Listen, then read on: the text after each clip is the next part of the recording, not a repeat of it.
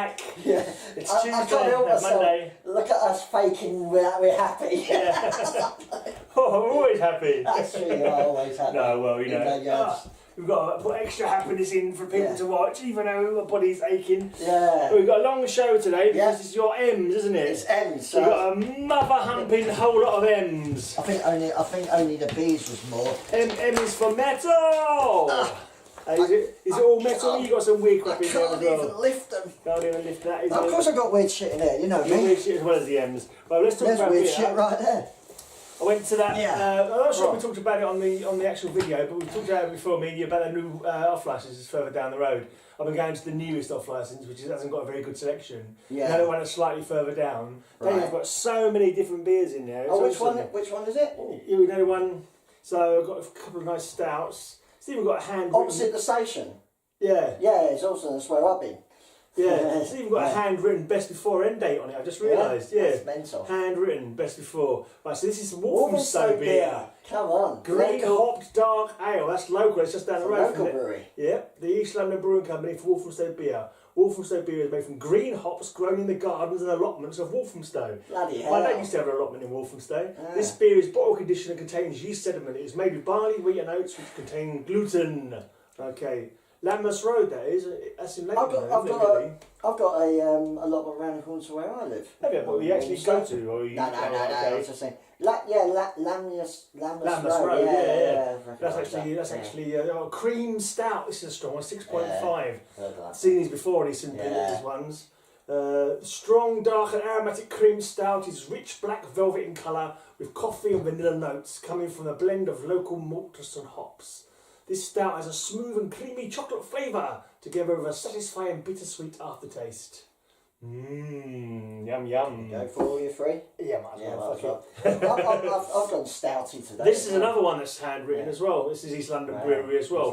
Quadrant Oatmeal Stout, 5.8. So these are quite strong ones today, actually. So it's the brewery down Lammas Road? Yeah, it's called the address is there, yeah. Unit 45. It definitely rings a bell. Lammas Road, I remember the name, I don't know where it is exactly. I think it might be Boundary Road or something like that. Because I know, I remember when I went to the post office in Leighton and I see that name come up a lot. ELB Quadrant is a smooth oatmeal stout with a silky mouthfeel, rich dark fruit flavour and hints of coffee. There you go. Well, I've got some Guinness offshoots. Okay. Guinness Milk Stout. Okie dokie, cool. It's our milk stout is full-bodied and creamy with aromas of roasted malt, milk chocolate, coffee with subtle sweetness from milk sugar. Okay. So it actually really got milk in a way. Because their stout is quite milky anyway. Right, yeah. Milk stout. Milk stout, lovely jubbly. How many you got today? 2 or 3? Oh, just 2. Okay. Just 2. Even though there's a lot of them. I know I tend to... Oh, the West Indian one? Yeah, West Indian Porter. Cool. Which is, I think I've had that before. Yeah. West India Porter. They like a stout in West Indies, don't they? Yeah. They do like a bit of stout. I've had the Nigerian, because there's a Nigerian Guinness as well, which is the strong one. Right. A group of enterprising brewers on a quest to explore new recipes, reinterpret old ones and collaborate freely to bring exciting beers to life. With origins in an 1801 entry in our brewer's diaries, Guinness West Indies Porter is complex yet mellow, hoppy with notes of toffee and chocolate. 6%. Oh, nice one. What do you want to open then? Well, I'm interested in the milky. Milky stout. That's 5. What's that, 5%? Yeah. Quite strong. I've not had much to eat today, so I'm going to be pissed by the end of this, I think. Yeah. A little bit merry. Yeah. There you go, that's your one. What do you mean? Why didn't you just go and get some shopping, mate? Yeah. We won't go there. That's true. I've got no food because I actually didn't want her to do it, the bastards. But I've actually got a glass for today because I thought if I'm going to try these nice new bitters, I might as well just drink it out of a glass to get the best feel of it. For effect. That sound of the liquid glugging into the glass is always You're satisfying. Right, I should have got a glass. What was I thinking? Yeah, I thought if it's beer you've drunk loads of times before, it's not, it doesn't really matter because you know what it tastes like. But I don't know, something about a new tasting new beer deserves a glass. I reckon. A proper pimple glass too. Yeah. Shall we crack into it? Yeah, you start while I pour this perfect pint almost. Well, we start with. That's a pretty good pour. That look at that. Look at that. Perfect. I've not seen a head as good as that since the last porno I watched. That's your new job then. Barman. I thought you were going to say porn actor for a minute. Oh no, yeah. What? You know, why not? Mm. Right, we got what great album here. We got Burn Your Eyes, or something. Machine Head's first album, Burn My Eyes. So my eyes, your eyes. Love this album. Everybody's eyes. This fucking just blew me away. Fucking when it come out, I couldn't believe the fucking production of it. I know you prefer. Like, obviously, you was in a band called Violence. Yeah, which is a lot better. I actually liked that album for about 10 minutes. Yeah. For about 10 minutes it was alright, and then after a while I was like, actually this is a bit boring. I don't know, it was alright. It was, certain songs kind of grabbed you, but I don't know, it kind of, yeah. But my guitarist at the time, Mike, he liked it a lot, and so we listened to it and he sort of, you know, it was alright. But then after I was like, well actually, after I bought it I was kind of, really, maybe it hasn't got long, you know, didn't have much legs, if you know what I mean. They didn't keep my attention. I've still got it. I'm not giving it away or nothing. Well, I think. Let's just say I didn't buy any others after that. It's pretty much. It's definitely a landmark record though in production. Produced by Colin Richardson. Right. Like the production is so fucking like big. Like I've never really heard an album produced like this before, and now every album sounds this big. It's almost like I think it might have been new recording techniques. Yeah, maybe. Maybe digital was coming in more, or something like that. Because I'd heard like stuff that's brutal, like thrash and death metal and stuff like that. But then this come out and like, fuck me, the guitars are so fucking heavy. Like, and yeah, it just fucking blew me away. This album, I absolutely fucking love it. It's still their absolute classic. Yeah, great. It's the only one I got though actually on vinyl because the next album that came out never was even released on vinyl. Okay. You know that late 90s Pure when Pure was stopped? Yeah. Roadrunner was stopped doing vinyl. It's probably one of my later bits of vinyl that I bought as well, I think. So you say. So I just never bought Once I went to so I resisted buying a CD player for quite a while, but once I got one, it was like, you know, they're kind of easier. Yeah. Coming home from like London, you know, central London with like a bag of CDs was a lot lighter than coming home with like 10 albums. Yeah. You know? Davidian is like your number one song in a metal club, isn't it? Let freedom ring. God blast. It's like, you always hear that in a metal club. Yeah. That's probably why it grates on me so much after a while. It's too much. It's the ones that they play to death. Yeah, you don't want to keep hearing Yeah. Funny enough, that's one I never really get bored with. No? I don't know.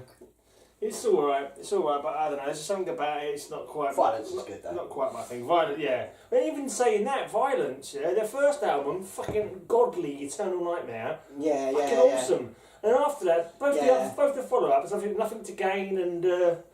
what was the other one? The last one wasn't all that, I remember. Was it Opiate of the Masses or something weird like that, or something of the Masses? But yeah, neither of them were a patch on the classic first one, Yeah. Someone bought me this actually. A bit of black metal. Yeah, a bit of black metal. That's the first bit of black metal, isn't it? Yeah, I don't know really, and I didn't even buy it. I like black metal, don't get me wrong, but I never really got round to buying any. Black metal is definitely something I got really late on into, really. And I wouldn't say myself a black metal connoisseur so much. No, definitely not. Definitely not. No, I wouldn't say an official. But I'd love to pick up some of the old Dark Thrones and stuff like that. I've got about the first 4 Dark Throne albums. I'd love to pick them up. Yeah, but like I say, I never really went out of my way to sort of. I've got a few CDs of a few bands, but like. You know, if I was shopping and there was a good thrash record and a good black metal record, and I only had the money to buy one, it'd be the thrash record I pick up, you know what I mean? But this isn't even like... But I can listen to it without fucking any problem, you know, and I don't go, oh, this is all fucking tinny, why are they screeching like that for? What have they done to their guitars? I can take it. Yeah.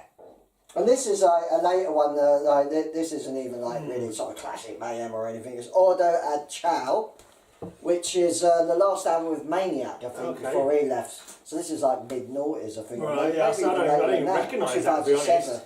Yeah. You know what it sounds like? Is it not KO? Yeah, probably. Rather than Chow? Oh, yeah, maybe. Ordo Ad KO. Yeah, probably. From Chaos, isn't it? Yeah. Try not to speak out. Oh, twat. Yeah. you know me and speaking. I told you before. Yeah. Well, you tried to tell me before. You couldn't get your words out. Is that one of them silly gatefolds with only one bloody record? Yeah. Damn, I don't know. It's really weird. You see all shapes and sizes, isn't it? It's arty sounding more than anything. Yeah, it looks it's very experimental and arty. Looking at this, if I was to guess, it looks like it's industrial. There's nothing. If you're at the logo. if you held that up to me Yeah. and said, what kind of music is this? Yeah. I would have said, oh, it looks like some kind of freaking I'm not sure industrial people metal. particularly liked that album. No, actually, man, actually. I've never even fucking heard of it. Man, my finger ain't on the pulse so much as it used to be back in the day, but you know, I've terrorised her since Chuck Shorty the Here we go. Are we going with the weird stuff now? We're going with the weird stuff. This is it Madonna? It's not far off. I haven't got Madonna, but this is a childhood album, and I do like this album. One small relief, anyway. I must admit, I do actually quite like this album, even though it's cheesy as hell. My old drummer Joe used to like Madonna. Yeah. She when she was living here, and I see it. Bat hell! Like a bat out of hell, we're gone when the morning comes. It's fucking brilliant. It's brilliant. It's alright, it's alright. I love the title It's like song. it's just rock though, isn't it? It's kind of pop rock, I don't know. Yeah. But it's catchy. I like. He's got a great voice. Yeah. And it's got some good like guitar. It's a good like. It's kind of operatic. Yeah, kind of rock, operatic. But there's some other good songs on it though, like Heaven Can Wait. I really like. 2 out of 3 ain't bad. Paradise from Dashboard Light is good. I've heard all those names. I recognise them. From Crying Out Loud, they're all big hits. But I've known people who've played it a lot, like and hang out with whatever. So I know the album without actually having it or listening to it like off my own back. But I have heard it probably even the lyrics, various places and from various people. And it's not an album that I'll get irritated at. If someone was playing it, I wouldn't be going, oh, for fuck's sake, get me out of this place. It's like just shot into stardom. He was like totally unknown before this came out. But it's really great album cover as well. What's his career when it comes to blinking albums? Yeah. Well, this was. They do this one, and then the next album's like 20 years later, and it's Bat Hell 2 or something like that. No.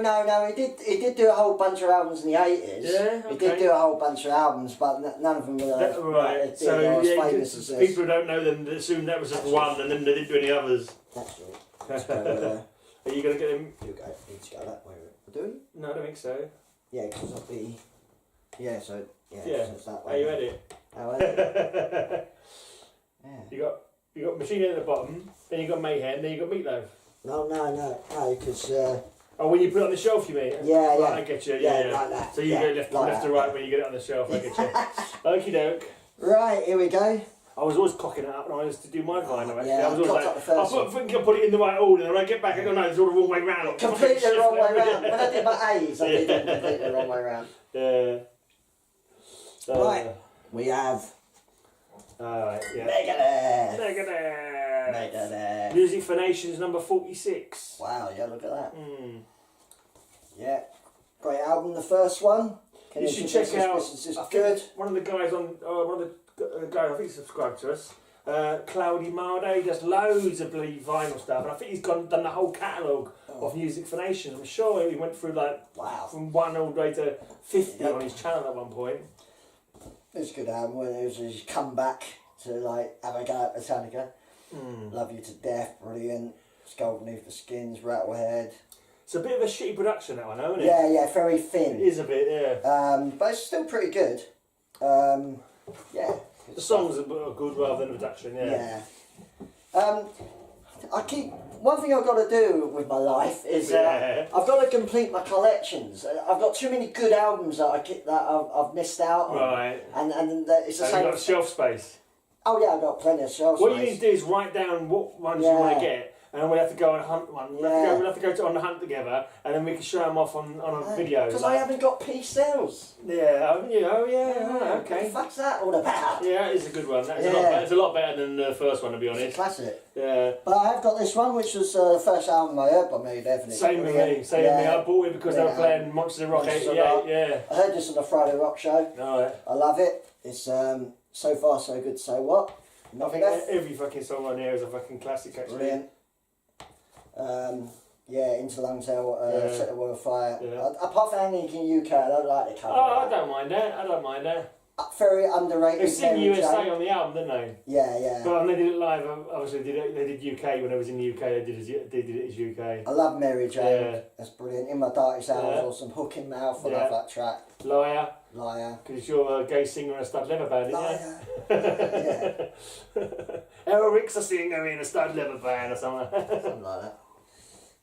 Stuff. The lyrics are really cool on that album. Yeah. All of them. Quite political. Yeah. Quite angry. This is my favourite album. I fucking love this album. Yeah, I don't mind that. It's a good album. But I think So Far So Good was my favourite. Yeah, it's a close one. I love the production of it. It brings the thrash to maybe a modern, bigger production kind of thing. But I just think it's at their peak. It's so technical as well, isn't it? Yeah, there's fucking guitars going off all over the shop. All over the shop, drums going all over the shop. It's like a nuclear barrage of drums drum solos, guitar solos. Rust in Peace. It's a cool album as well. Unbelievable. Good cover. I love it. Rattlehead, Vic Rattlehead, isn't it? Vic, yeah. Is it actually Vic Rattlehead or just Vic? I always thought of it as Vic, but sometimes it's Vic Rattlehead. But I'm not I think sure. it's Vic Rattlehead, yeah. But yeah. Because I've got a fucking teddy bear with a bell in his ear, I call him Rattle Ted. Because when he headbangs, his ear rattles. So I call him Rattle Ted. There you go. Yeah, that's really This sad. is when they were like... I should have brought him in for this week's show. big on the old drugs at this stage. Oh, yeah. Help probably the speed. Yeah. Well, it's surprising. It's amazing people who get fucking up on drugs and actually can write stuff and record stuff and bloody well know what the fuck they're doing, even play. You know, the first two albums had jazz musicians on them and they were fucking hooked up on heroin.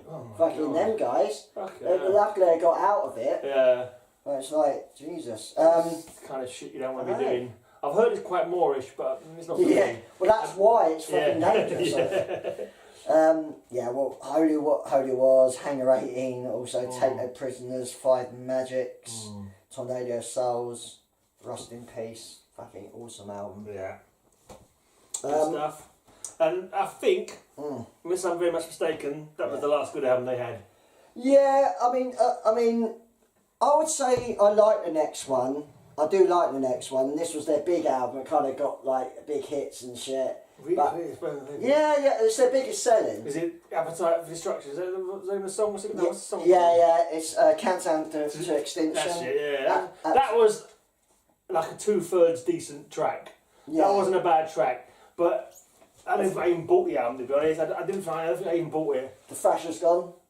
No, it's more melodic and the Thrash is gone. I think you said that was the name of the song, The Thrash is Gone. The Thrash is gone! No, but it's true that the Thrash has gone way out from that album. There is no Thrash in it. It's a triple. But it's a square triple. I do still like a lot of the songs though. So there's one called Coffin Now. Is that another album? Let's have a look. There's Euthanasia. That is bad. Yeah. I do not like Euthanasia. In fact, that's one of my worst albums. The cover's not bad, but it's not bloody Rust in Peace though, is it? It's not Vic. No, you ain't got Vic on the cover. It ain't on the back. Yeah, on the back. The back should be the fucking front cover. It's right. Skinner Motif, Symphony of Destruction is the big He's counting up fucking dead bodies on an abacus, isn't he? I like Full Closure of a Dream, I like a lot. Right. Yeah, Sweating Bullets. Right. This Was My Life. Yeah, I don't really...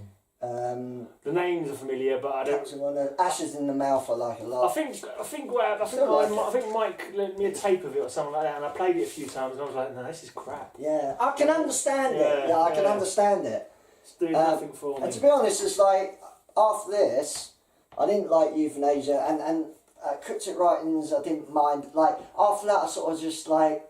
I like that with Megadeth a bit. They've come back and done a few more fresher albums since. I just gave up on them, to be honest. I wasn't ever super Metallica either. You got Metallica or two in your pile. I never bought any of their albums either. I have no vibe of Metallica. No. Were they already too big and annoying for you? Yeah. And start off with, I just thought that maybe we should wait till we get to Metallica before we actually carry on. We are. We're on a Metallica. We'll start off with, I was like, there's loads of other fresh bands who are just as good as they are. I couldn't understand why everyone was fucking like sucking Metallica's dick, to be quite blunt about it. And I was like, they're all right. I mean, I heard them around, and someone would give me a tape or whatever. Okay, but I've got fucking Exodus and fucking, I might pick them up one day. Then I got sick when someone said fucking played everywhere you go. You get sick of it. Yeah. And that Black album, I've never seen them live. I must have seen them live about 3 or 4 times without actually owning their stuff. But I knew every fucking song because you heard it in every bloody club you went in. So your mates would play it when you went down a bit when their houses. I still love Metallica though. Yeah, the early albums are definitely alright. But it is fair to suck their dick. They were. I know like it's controversial, but they were the first thrash band. Yeah, because they started it. Yeah. And I don't know the timeline, to be honest. They kind of started it. Getting fast And it was when they released their first album, Kill 'Em All, that Yeah. everyone realised, shit, they got But there quite are good. other demo bands doing similar, they're the same sort of time. Yeah, Exodus even. Yeah. Like, but Dark Angel, the reason why they got better is because they heard Kill 'Em All and thought, shit, we got to get a bit better here, you know, and stuff like that. Slayer were quite early. Yeah. I mean, there were like speed metal-y bands early on that were quite close. What's that fucking band from the early 80s? Blind Illusion, for example. They're really early. Exciter. Yeah. Canadian, aren't they? Yeah, and they were really early, but yeah. So here we go. This is Metallica. Kill 'Em All. Oh yeah. Got a lovely tie-dyed version. Oh yeah, that's a Kill 'Em weird All. looking version of it. I love it. It's a great Yeah, t-shirt. it's alright. Bit different. Yeah. It's an alright cover. Yeah, Yeah. it's alright. They wanted to call it Met Wipe Your Ass. That's right, yeah. But they wouldn't, no one would allow it. I mean, I'm thinking that's probably a fucking good idea. Yeah. If they had fucking, just imagine in an alternate world they brought their first down called Metal Up Your Ass. It wouldn't have got them anywhere. Yeah, that's what I'm thinking. Yeah. They might have fucking disappeared. You know what I It mean? would have been one of them thrash bands you see one album Yeah, of. yeah. I thought, well, that's cool. Met Wipe Your Ass. Yeah. There we go, Kill 'Em All. But, cool. Back in the day when they were thrashers. Yeah, yeah. Well, to me, this is the only real full-on thrash album by Metallica, really. Yeah. There's thrash bits on other albums, but really, all the way through this is pretty With fast. a melodic kind of thing. Yeah. That's bugging me. That's fucking- sticking out the bottom. Yeah, there. You need to get another more prick broken- stick on it, more mate. pricky stick. Yeah, definitely. Let's see if I can get it in. You got Hit the Lights in it. We were talking about that last week. They nicked that from Weapon. Oh, that's the right. beginning. Yeah, yeah. When they first started, their first song that's on the Metal Massacre compilation, they're totally copying Diamond Head. Because complete Diamond Head. My girlfriend, when I was like from about 19 to 22, she used to sing Whiplash to me. Oh. It was like, no, Fashion all around. give me the right horn, it did. Yeah. I thought She you were probably sort of straggling me at the time, Jesus. naked. So, but yeah, I don't know why. acting like a maniac. Whiplash! That's the fault. You should have loved Metallica after that. Oh my god. Yeah, what you got? Hit the Lights, Four Horsemen's brilliant. I prefer Four Horsemen to Mechanics. It's the same song on the first Megadeth. Motor Breath, yeah. Whiplash is awesome. The reduction's better than bloody the first Yeah, it's rough and ready, but it's still really good. Yeah. No Remorse is awesome. Seek and Destroy, Metal Militia. Who's that quote on the Great top stuff. there? Bang that head that doesn't bang. That's something that's always been. But who's R. Birch? R. Birch. Where was he from? Don't know. 83. 83. Raven maybe or something like that, or I don't Anvil know. or something. I don't know. Someone early. That's interesting. I don't remember. I never read the vinyl, so I don't remember seeing that quote on there. But I remember that being like a phrase that people used around that time. So the next album, which was only a year later, was such a leap forward musically and production and everything. Right. It's like a completely different band almost. Ride the Lightning. Great album. Their covers were really good in the early days, I'd say. I think it's a great font as well, isn't it? Yeah. What year was Ride the Lightning? 84. 84, okay. I'm trying to remember what tour I saw him on. It couldn't have been that one, though. Must have been Justice for All, I think. I've got some lyrics. So yeah, this is great. Fight Fire with Fire is the first one, and it Ride the Lightning, For Whom the They Bell kind Tolls. of don't. They say they're thrashing, but they don't actually look that much like thrashers. They don't have thrash t-shirts on, like denim jackets and that. They can almost be bloody like an old.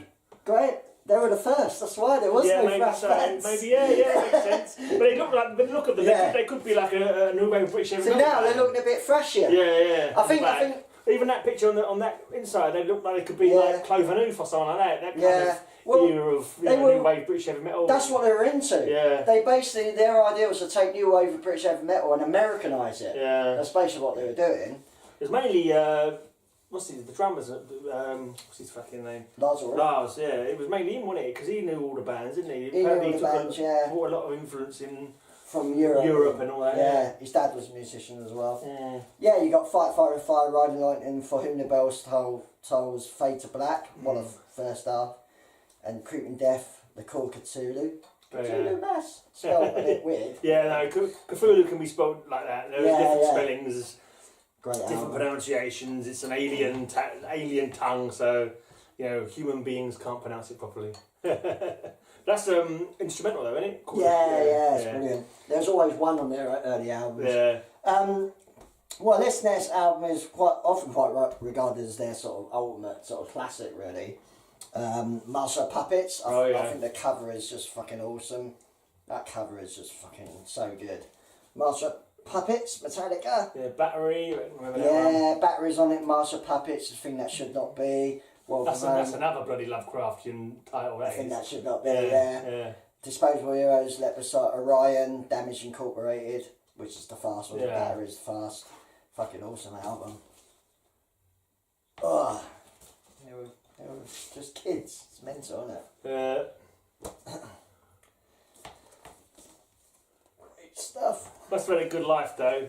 Imagine the stuff, the thing you're doing as a kid that you like your little dream about, and it fucking actually works and takes off, and you end up having your whole career and becoming super rich on the back of it. Especially when you look at their fucking start-up and backgrounds. You know, Lars Ulrich come from fucking Denmark. He was going to be a tennis player.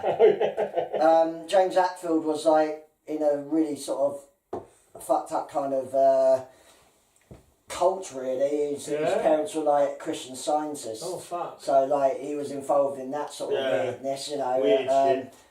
You know, they all had kind of strange backgrounds. You know. Don't forget also Kirk Hammett was an Exodus. Oh yeah. Like he left Exodus to join Metallica. Mm. Poor move, I don't know. I think he did alright out of it. Yeah. Yeah, it was actually, you know, Gary Holt. He actually was over from Kirk Hammett in the Exodus.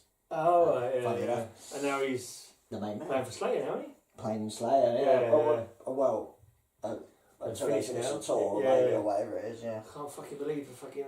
There's already been a world without Motorhead, now we're going to have a world without Slayer. It's like, Jesus, weird, isn't it? It is. It's like your fucking life is ending. Yeah, you know what I mean? it's ending. It's, you know, you think to yourself, well, get towards the end now.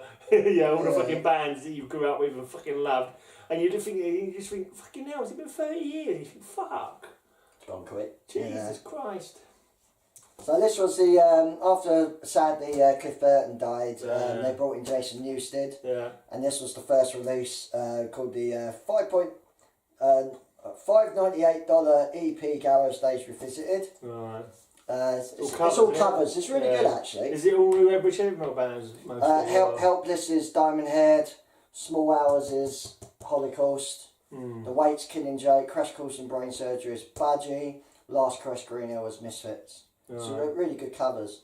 Didn't they cover Diamond Head? Loads of Diamond Heads. Yeah, there's another one that's Am I Evil, isn't it? Am I Evil? Yeah, did that. They do that live a lot. Yeah. It's kind of like I thought it was a Metallica song when I first heard it. Actually. Yeah, if you don't know the other band, you would do, wouldn't you? So I love this next album. Like this was the album that I first heard of Metallica. Like instead of like the '86 albums with the Big Four, it was the '88 albums from the Big Four sort of heard first. Right. So like So Far So Good, I heard Justice for All first. Fucking blew me away. Fucking so bloody violent. So proggy as well. The songs are really long. There's no bass. There's always going on about that. You can't hear Jason's bass. Yeah. But I love James Hetfield's vocals are really fucking spiteful and awesome. I like the cover. A lot of the stuff people say about the band, is it just fucking sour grapes, or is it like, they say you can't hear the bass, they say the drummer's shit, don't they? Everyone says that fucking Lars Ulrich is the shittest drummer in metal. Yeah. But is this just sour grapes, or I think people jump on the bandwagon. When this album came out, everyone was saying he's the greatest drummer. Yeah. And now everyone's saying the drums are awesome on this album. Yeah. They're really good. Production. I don't think anyone was complaining about the bass being low at the time either. I don't remember seeing reviews about it. No, it came out later. Yeah. Even the hatred for the Black Album didn't come out till a bit later on. I hated the Black Album from the From the That's like, that's it, they're fucking done. Justice for All. Awesome stuff. Double album as well. But in one sleeve. Honestly. That annoys you, doesn't it? That annoys I you. don't know, it's just like, it's like a single album in a bloody gatefold, and then you get a double album inside a single sleeve. It's just it's wrong. I don't know, I don't know if it's wrong, it's just strange.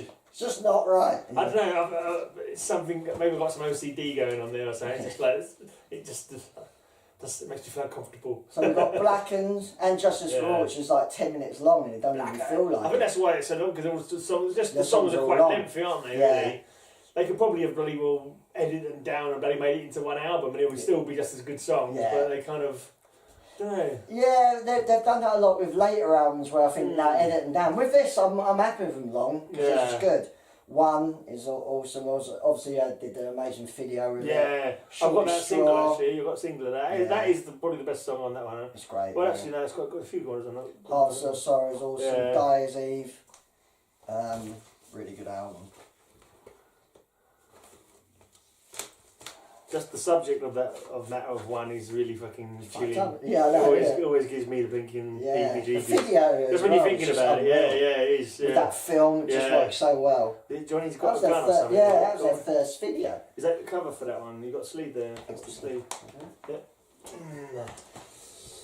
Lucky I'm here to hold your hand, isn't it? Yeah. Thank God you're only holding my hand. Yeah.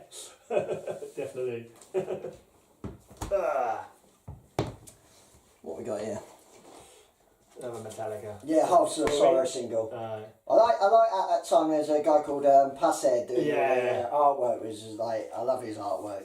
He was in a band as well, wasn't he? Which I got actually, cool. Septic Death. Right, like punky metal thing. Yeah. Pretty good. Crossover, wasn't they? Yeah. And the album covers are mental because he draws them. Yeah. Half So Sorrow, great single.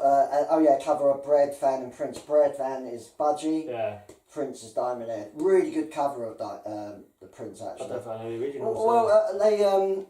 They've got so many covers because usually when they brought out a single, the B-side was usually covers. And they did an album, Garage Days Revisited, that had all their covers in one thing. That one? Was that a different one? No. A whole album they did. Right, that was an EP one. Yeah. They come out a bit later. Right. I've got a bootleg album, Live for All. Live in Gothenburg, Sweden, from the And Justice for All tour. Not very good quality, to be honest, but that's... I've seen plenty of bootleg tapes and bootleg CDs, but I don't think I've ever seen a bootleg album before. Metallica had loads of them. I suppose because they were such a big band and people made the effort to, to produce it, I suppose. Yeah, so... Is that all the information that's on it? There's nothing, no in sleeve or nothing? Oh, no. It's just two blank sleeves. 2 blank sleeves, And on the back he's just got the song titles and when it was recorded. Yeah, 1988. Well, let's have a look, because there's copyright information on there, but if it's a bootleg, Bud Records. Yeah. Copyright 1988, Bud Records Inc. Cheeky fuckers. Cool, fun beer. Yeah. Okie doke.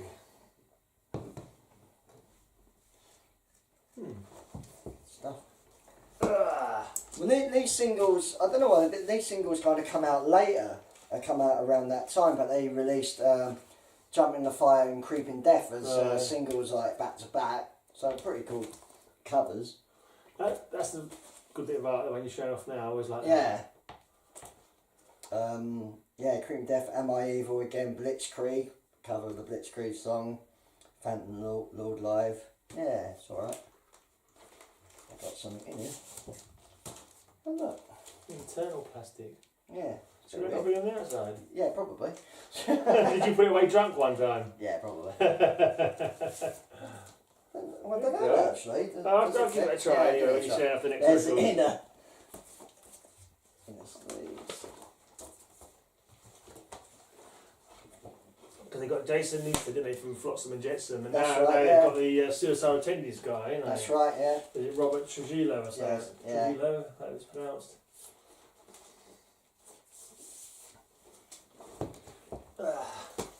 Yeah, okay, this next album. Is it black? It's black. Is it black? Has a snake in it. No, I mean, wow. There's so much to talk about with this album. It's mental. I mean, I actually really liked it when I first heard it because I love the production. It's really heavy. No thrash in it. Very melodic. Did Bob Rock or something like that? Bob Rock did it. Bob Rock. I don't fucking remember that. But it's such a landmark album because for some reason it sold really well. Because everyone was really into the band by then. Sold more than the Use Your Illusions albums of Guns N' Roses. Sold more than Nevermind. It sold something like 12 million. It's still selling as well, isn't it, really? I'm sure it still is. It's like loads. Yeah.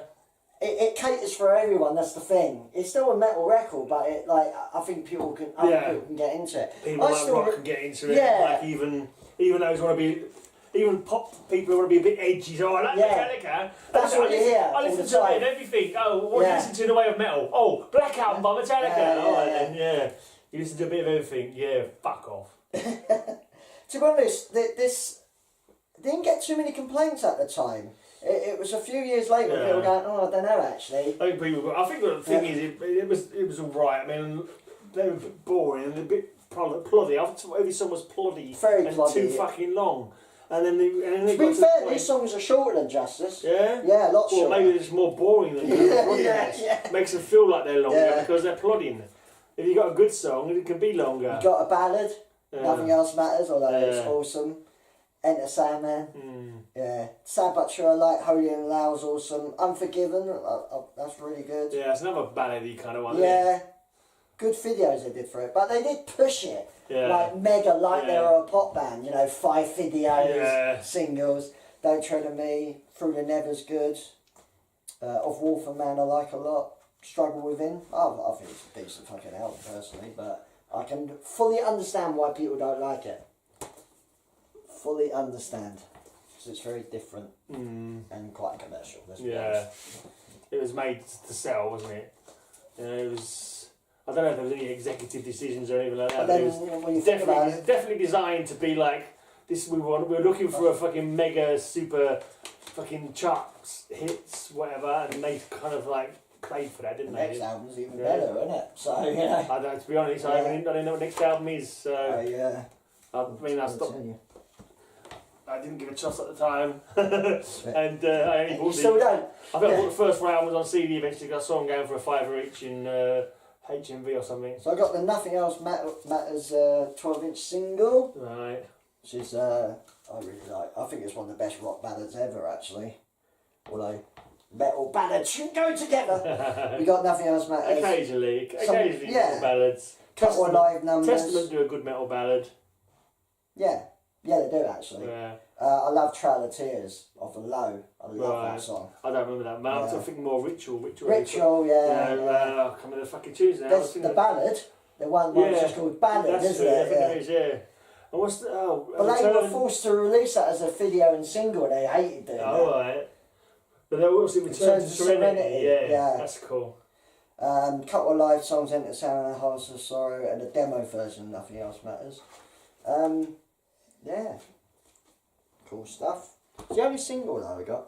I think I'm going to turn the camera just a tiny tag. You carry on talking. I carry on drinking. You're a little bit... you keep going off to the right and sort of disappearing. Nearly did a fucking face plant then. Hey. Trying to step over your records. I was like, oh, I'll get overbalanced. They're a bit more central now. Now, this next album is a bizarre one, because I was still like sort of mega Metallica fan. Yeah. I was still young, So this next album, I was like, what are they looking like? It's so arty, and they cut their hair. And they started looking like a bunch of pimps, didn't they? But they look like a modern fucking village people. Yeah, but for some reason, which is inexplicable, I really love Load. I really love the album. It's bluesy. It's bluesy. It's got a kind of emotional tinge to it. Yeah. I love the way it flows. It's but very you've got loose quite a wide fucking range of musical taste anyway. Guess, yeah. So you know what I mean. Rock, I'm not going to go into freeform jazz. No, you're not. But you could probably classical. You like Led Zeppelin, the classic rock and the hard rock, and whereas I'm just fresh and. It's not a metal album, really. It's like heavy rock album almost. But I really like it. I don't think I know a single track off of it. Yeah, it's Load. One thing that annoyed like a fucking. They look like trying to be arty or I don't know, kind of like beatniks or something, or fucking what's that twats. Yeah. Sure, there's like a solo artist who kind of looked like a Lou Reed or something like that, kind of looking like him or something, or the bloody Velvet Underground or something. There's something about the style. Yeah. I do have one gripe, like one. Well, they're not fucking messing. They're not even trying to be metal at all, are they? It's like they're kind of trying to go. They're not more like bloody emo, to be honest. Yeah. This is before emo came along, isn't it? Well, don't know, but the thing he's wearing a Sepultura shirt though. The thing with this though is one with How long after was it from the Black Album anyway? Well, this is 96, Black Album was 91, so a good 5 years. Decade. I just wonder if they all decided to cut their hair at the same time, or... no, Jason had already done it. Right. Jason Newsted had already done it through the Black Album. So. Okay. The thing that does annoy me is, though, especially when you buy the CD version, is there's just pictures of them posing and no lyrics. Fuck your pictures of posing. I want lyrics. They made it like a fucking teen magazine fucking... You know what I mean? Look at their annoying fucking faces. It's almost as if they're trying to appeal to a fucking bunch of teeny bopper girls. You know, when you're a boy band, they want the girls who buy boy bands, they want fucking pictures of their heartthrobs all over the bloody cover so they can bloody well freak their blinking beans over it. And it's just... Look, they got like little bits of lyrics of the songs. Little bits of lyrics of the songs. What the fuck is the whole that? package is not fucking designed to appeal to rock or metal people, I think. That's purposely done, I think. It just looks like it's done to appeal to a bloody bunch of teeny bopper girls. But I fucking like the album a lot. Right, fair enough. Is he wearing guy liner? Yeah, guy liner. They wear guy liner at this time. Christ. They stopped. I mean, they did. It was only around this time that they got into that. They stopped it. Probably because the backlash must have fucking... they got killed for it. I should think. I like Ain't My Bitch. It's really good. House that Jack built until it sleeps. The video. Eat My Bitch. No. Ain't My Bitch. Oh, Ain't My Bitch. Ain't My Bitch. Right, okay. King Nothing's Good. Hero of the Day. Bleeding Me. I love that song. I don't recognise any of them tracks whatsoever. Wasting My Hate. Mama Said It's Good. Form Within I like a lot. Outlaw Torn is awesome. It reminds me of Heaven and Hell by Sabbath. I like it, but you know, strange, isn't it? I'm just going to pour my beer and not even going to venture. Even the fucking artist shit. Yeah. What is that going to be? An oil slick or is it? You know? No, it's Blood and Semen. Oh, nice. Yeah. What's that when they were doing each other up the bum or something? Not that there's anything wrong with that. No, there isn't, but you know, if that's what they want to get on with, but whatever. So that's the end of my Metallica. If it's good enough for you, if it's good enough for bloody Bob Halford, it's good enough for me. Exactly.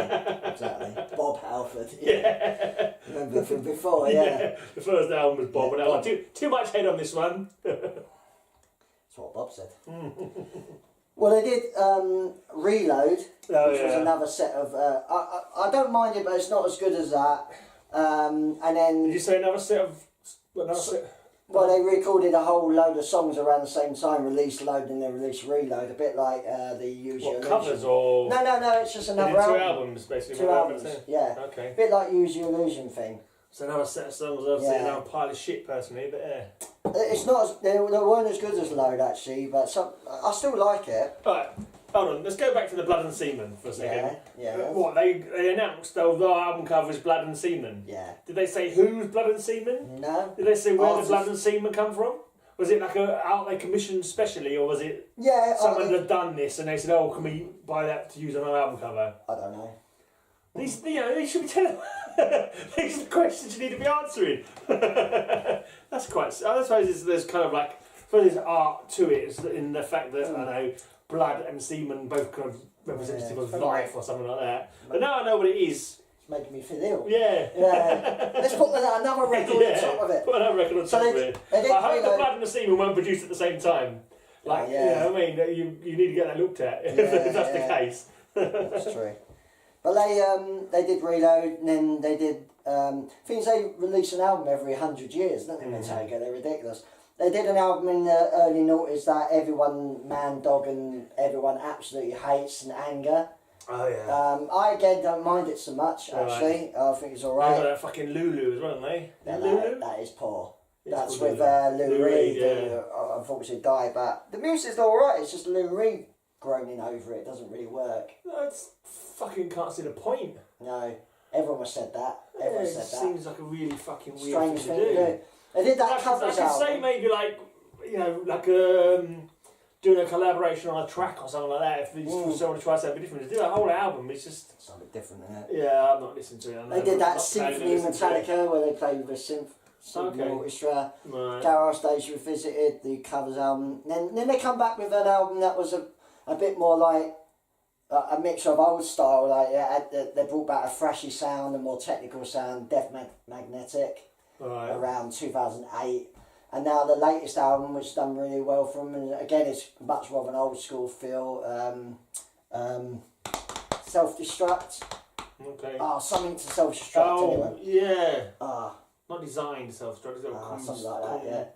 Yeah, that's the one with the cover with all their faces all like kind of super. It's alright. I mean, I can't. Yeah. I prefer Death Magnetic. I've got more into that album, but it's they've gone away from being like that really and more sort of heavy metal sounding. To be honest. Okay. But hey. Furry muff. Furry muff. So they must have finished the Metallica now, have we? We finished Metallica. What's next? That kind of looks familiar. That cover there. Do I know that? Maybe. Probably not. It's something about it's the next one of a skull, isn't it? Yeah. That sounds. Maybe it's a different band of the same picture or similar picture. It's Ministry. This is the one before this I really like actually, but don't have it. The one before is Land of Rape and Honey, which is the I love their album titles by the way. They've got the best album titles. Land of Rape and Honey. This is the mind is a terrible thing to taste, not waste. Right. And the album before was the first time they sort of introduced a kind of industrial metal kind of style, and this was their second album that they did that style. Great album. Mine is a terrible thing to taste. Came out about 89. Thieves is also. If you actually taste somebody's mind, it can be quite. You can get disease from cannibals. Cannibals get disease sometimes when they eat human brains. And they get yeah, I can't remember what it's called though. There is actually a disease that they can contract by eating human brains, and it gives them like I don't know shakes and that kind of stuff. But I can't remember what the disease was. But anyway, nice. Yeah.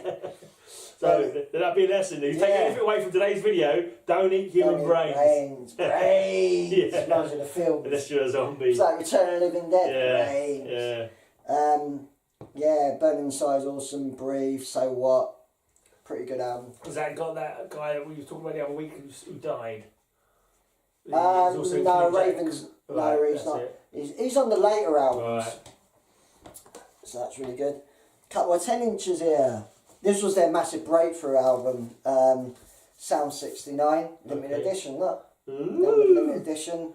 1549, not that many of them then, is there? Oh, actually, no, you can't say out of how many, we don't really know. That's a reasonably low number. Probably 5 million or something. Yeah, if it's out of 5 million, that's a pretty low number. Yeah, no, there can't have been many of those. This is Sound 69, The Way to Succeed and The Way to Suck Eggs. Okay. This is their big album, actually. It's called that, but the actual title is also something else. Ministry is a weird beast. It's like K. Title. It doesn't say it on the. I thought we might say it on the side, but it just says Ministry. Oh, it's a bit. This edge. Oh, it's no Ministry of the Numbers. That's all it's got. Sire. It's like a no, that's the record label. Oh, okay. Yeah, it's Latin or something. It's like letters and numbers or some shit. I can't remember. Okay. But people know it as Sound 69. But it was their big album breakthrough. It's a classic. It's brilliant. But this was the only size it came in. Just only came in 10 inch. No, it came in normal album, but I got hold of the 10 inch. Oh, right. And that was exclusive. I had the normal one, but I'd give it away. Okay. Got NWO. That's probably rare, anyways. I think it's a numbered thing. Definitely. So. Just One Fix, awesome. TV2 Hero. I love. Jesus Built My Hot Rod. That was a big song. Yeah, I think they played that a lot in the rock clubs. Yeah, it's another rock club one. Sound 69 is great. Fantastic album. Yeah, not for me. It's a bit more metal, yeah? Nah. So you'd like more, I think you'd like more mid-noughties Ministry because they're really changing into a thrash metal band. Okay. Yeah, pretty much. Too late, they already fucking lost me at the early. This is the NWO single on 10 inch. Oh, numbered one. Numbered again. It's a higher number though, so. It's a higher number. Song called Fact. Okay. Is NWO for New World Order, is it? Yeah.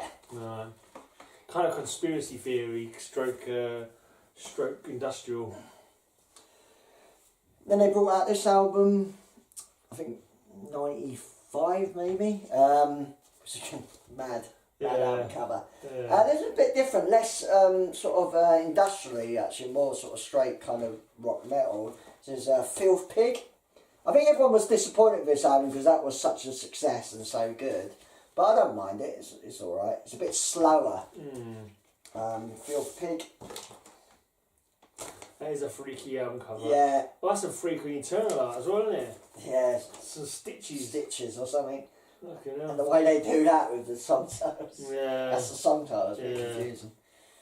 Oh, that's the only miniature I got on vinyl, actually. Okay, well, that's 4 pieces, so Yeah, that's not too bad.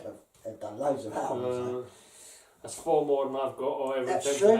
to have. Inside. This Misfits. Oh, I love the Misfits. I think I see Misfits on the... yeah. It's another band I never really...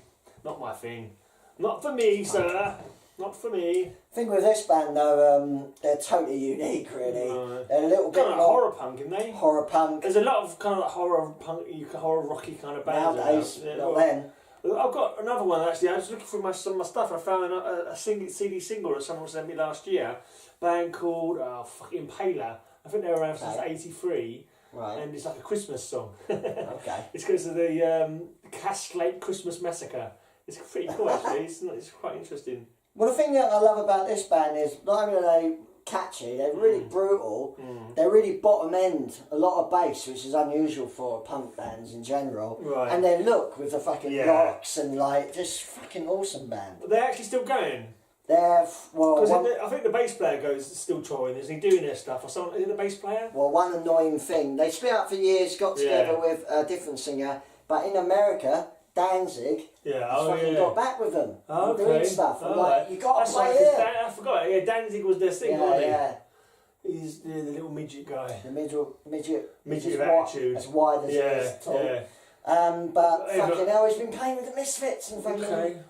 Like, you ever saw him? No. Have you seen the Misfits though? Yeah, with other singers. Right. Misfits. Who's their bass player? What's his name? Doyle. Because he comes over just on his own, doesn't he? He's got his own band that he does, doesn't he? And the guitarist. Oh no, Doyle was a guitarist. Oh, I think it's him that I've seen. Jerry Only is the bass player. Doyle, right. Yeah, he played out there at Red Lion. Yeah, I'm sure. You know why? No. Because the place is called Gravesend. I fucking guarantee you. That's why you did it? I guarantee you. I don't know for sure, but he probably looked at Gravesend and thought, that's fucking cool. I'm playing there. Very interesting. Not realising when he got there, for what am I doing here? Yeah. I just said a good enough crowd though. I mean, I wanted to go, but I couldn't. Do you know that other band that he was in? They did a metal band for a while. And it's like literally like one demo or something like that. And I played it on my podcast. It's really fucking good. I can't remember what they're called now though. You don't know it? No. Oh, man. He's going out with the fucking singer from Arch Enemy, the fucking lucky crew, snatching fucking scumbag. Who, jealous or something? No, not really, not much. I mean, Misfit, they did the classic, they only did 3 albums really. Well, no, actually, only really 2 albums. With the Danzig era, and I love them. Did a lot of singles and stuff like that. They did an album that was shelved and come out later on, but when they split and reformed again with different singers, they did albums, but they're not as good as these old ones. These old ones are great. So this is their debut album from '82. They did an album in '78 called Static Age, and it was shelved and didn't come out till the '90s. It was really good. But, so tell me what Misfits song I should know. I'm sure I must have heard awesome album. I'm sure they played these down at bloody rock nights and all Go that. through 'em. 20 Eyes. No. I Turned Into a Martian. All Hell Breaks Loose. No. Vampire Nike A Go Go. No. Hate Breeders. Mummy Can I Go Out and Kill Tonight. That possibly. Night of the Living Dead. You need to sing them to me so I know if I know them or not. Right. What's the I one want your skulls. No, rings no bells. Find the world. No. Find them. She lives in the devil's whorehouse. No. Maybe I never heard them before in my life, but I know the name. I know those. I'm stopping singing now. Astro Zombies and Brain Eaters. Right. Okay. Which? Look. Yeah. They did look pretty cool. They only ever played in England once. Okay. Because they had a bad experience. They were touring with the Damned. Right. And you know what? I was thinking who they look like from the British scene. Yeah. It's the Dan, isn't it? The Dan, that kind of. I was thinking Grim. The singer had that kind of style. Yeah. Well, they got beaten up by the cops or something. That wouldn't surprise me. So they hated. You come out looking like that, and fucking you're gonna get some fucking po-faced wankers who are going to fucking have a go at you for no reason. They might as well be the cops as anybody, I suppose. Then they did this album. This was their final release. Okay. It's fucking brutal as fuck. So they only had two albums with or forever, or just with Danzig. With Danzig. Well, 2 albums plus a Static Age and a lot of singles. Right. So there's loads of Danzig. I've got a couple of compilation stuff with other Danzig stuff on. So they did do a lot, but only really 2 albums. And this album, this is like their Raining Blood. I mean, it's so fast and brutal. It's much more metal sounding. Okay. And it's only 14 minutes long. Fucking hell. Misfits, Earth AD, and Wolf's Blood. Kind of, I think there might have been 2 EPs sort of put together. 14 minutes long. That's fucking ridiculous. That's because the songs are fucking ridiculously fast. Earth AD. Yeah, but why not just fucking turn it into a bloody 7-inch? I'm sure you could fit it on 2 sides of a 7-inch, couldn't you? Yeah, probably. And call it a fucking single. Makes Raining Blood seem like a long prog rock album. Yeah. I mean, Napalm Death had bloody short songs back in the early days, but they didn't just put fucking 4 on each side and call it an album, did they? They fucking filled it up with, I don't know, 100 songs, probably something like that. Yeah. That's crazy. Earth AD, Queen Wasp is awesome. Devil Lot, Death Comes Ripping. Green Hill, Metallica did that one. Wolf's Blood, that's not even a minute long, that one. Demonomania, Bloodfish. Demonomania. Yeah, Demonomania. Great album. Brutal as That's fuck. not an album. I refuse to allow you to call it an album. Yeah, it's more of an EP, let's be honest. It can't be 14 minutes. I'll be demanding my money back. Oh no, not me, it's worth every penny. Yeah, fair enough. Does it cost you the price of an album though? I can't remember. I picked it out obviously somewhere. Great, I used to have that as a t-shirt. We're not even fucking halfway through yet. I'm feeling quite pissed with this fucking 90 grand. Strong, isn't it? Yeah, it's pretty strong. I used to have a t-shirt at album cover as well. It's fucking brutal. Right, this is a live album called Evil Live. Not the best quality, but still pretty good though. Right. And it makes me think, oh, damn it, I wish I'd see these guys. Actually, I was thinking to myself, I think I've got like a t-shirt which is like a parody on a Misfits cover because it's Cthulhu. It's like Cthulhu. Oh, right. I'm sure it's got some. I think it's a mash of a Misfits t-shirt and with Cthulhu tentacles. I can't remember. I mean, more than the music. I remember looking at it, I think it was Misfits, but I could be wrong. More than the music, the image has spawned. Like you see Misfits. Like the classic Skull where he's doing that. You see that everywhere, even people that aren't into the music. You see that logo. And that, the writing, is it their own? Is it actually a used font? Because it's straight out of like sci-fi kind of horror movies, isn't it? You know? They love horror films. They love that kind of thing. And the music is even kind of 50s, 60s rock and roll. But that's horrored up and made a bit more aggressive. Yeah. Some of the stuff sounds really like 50s sounding, you know. Right. Because there's some other bands that are that kind He sounds like Elvis. Yeah, there's some other bands. There's another. I can't remember what they were called now. There's some other band of the kind of like punk rock and roll of kind of similar vein. Okay. I can't remember. Also, I was going to say, Glenn Danzig had his own comic company at one point. I don't know if you ever knew about that. No. He brought out a range of comics. They're kind of like half porn, half. Right. Yeah. Okay. Yeah, I think they're called Danzig Comics, or wow. a character called Jaguar or something like that. Okay. But yeah, I never really actually collected an awful lot of those. But so after that, they did bring out an album called Legacy of Brutality, but that was like stuff off their album that not been released, plus the other snippets. So it wasn't really a proper album. Around, I would guess the 90s. What's it say there? Oh no, I wouldn't have got this in '88. I think this has come out later. These are called the collections. There's 2 of them. It's just a collection of sort of either unreleased stuff or like it's like a greatest hits kind of thing. Yeah. But a lot of singles that they've released out. Stuff. Yeah, but really good stuff. She, Horror Business, Teenagers from Mars. Great titles. They're very. They are like 50s B movies, aren't they? 50 B movies titles. Where Eagles Dare. London Dungeon. London Dungeon is about him being beaten up by British cops. Was he by the London Dungeon then? Or was he thrown in prison? No, that's what he's calling London. It's a dungeon. Oh, right, okay. Basically. I thought maybe he was visiting the London Dungeon. Die, my darling. Yeah. Yeah. I see, is that label called Plan 9? Plan 9, yeah. That's a Plan 9 from outer space, isn't it? That's right, yeah. So there you go. It's just the collection 1. Really good. Colour final, because I'm sure the next one's coloured final, I think. Right. I remember. So this is collection 2. See, that's a legendary sort of image. Yeah. Is that from a film, or is that especially done? I got a feeling that might have been from an old film. Could be, but. So this is collection 2. It's got Attitude, with Guns N' Roses actually covered. Right. Cough Call is their first ever single. Last Caress, which Metallica Right, covered so a that lot. sounded familiar. Yeah. Return of Fly is a film. Mm. Halloween. And Halloween too. Yeah, and Halloween too. Brain Eaters. Brain Eaters, yeah. There's the inside. With lyrics. The first one doesn't come with lyrics, a bit annoying. That's red. Yeah, it's red. It's red. It's red. Red Don't forget to show both sides. Just in case you have a side green. Yeah.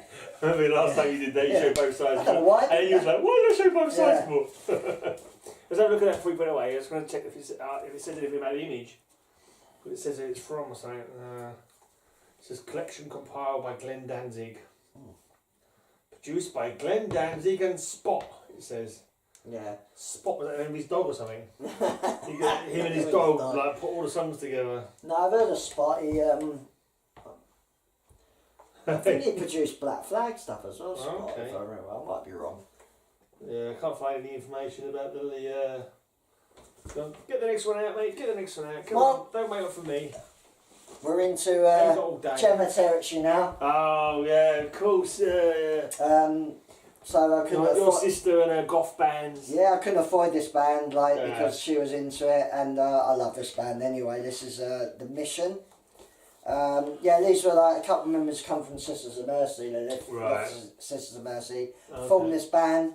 This band's a lot better than Sisters of Mercy, as far as Okay. I'm concerned. Alright. The 80s output. This is The Mission 1. This was their first single, Serpent's Kiss, Right. with Wake and Naked and Savage.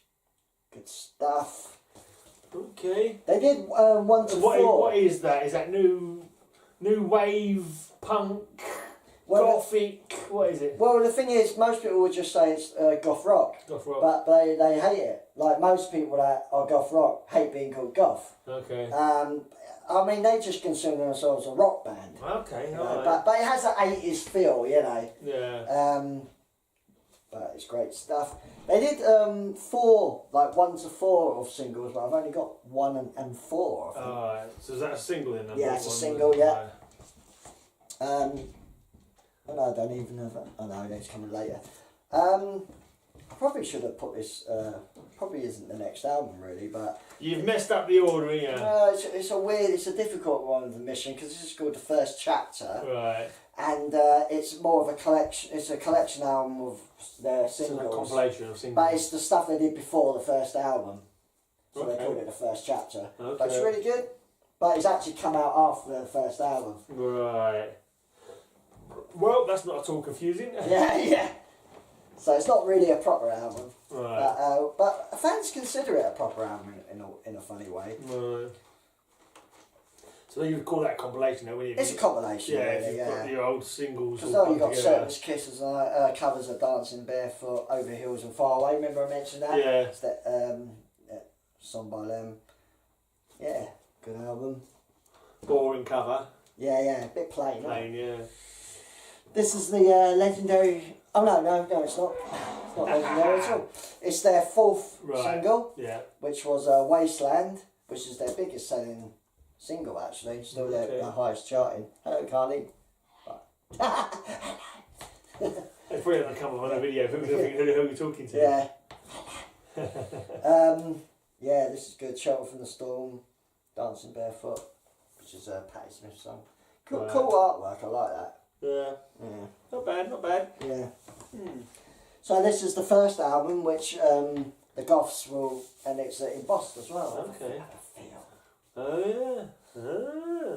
Yeah, I love this album. It's the Interesting. first album. It's legendary. They used to have that as their backdrop, so it Right. was awesome. Yeah, the first album, God's Own Medicine, a really good album. That's like their sort of logo. Right. I've got a one of them sort of promotional copy, not for resale stamps. gatefold. Did you buy it from the second, like the record exchange shop or something like that? Yeah. Because you've got a lot of promo stuff Yeah. in those. Amount of CDs I've got from them that's supposed to be promotional only. Got inside cover. Looking very 80s and gothy. The inside there. Yeah, I really love this album. It's great.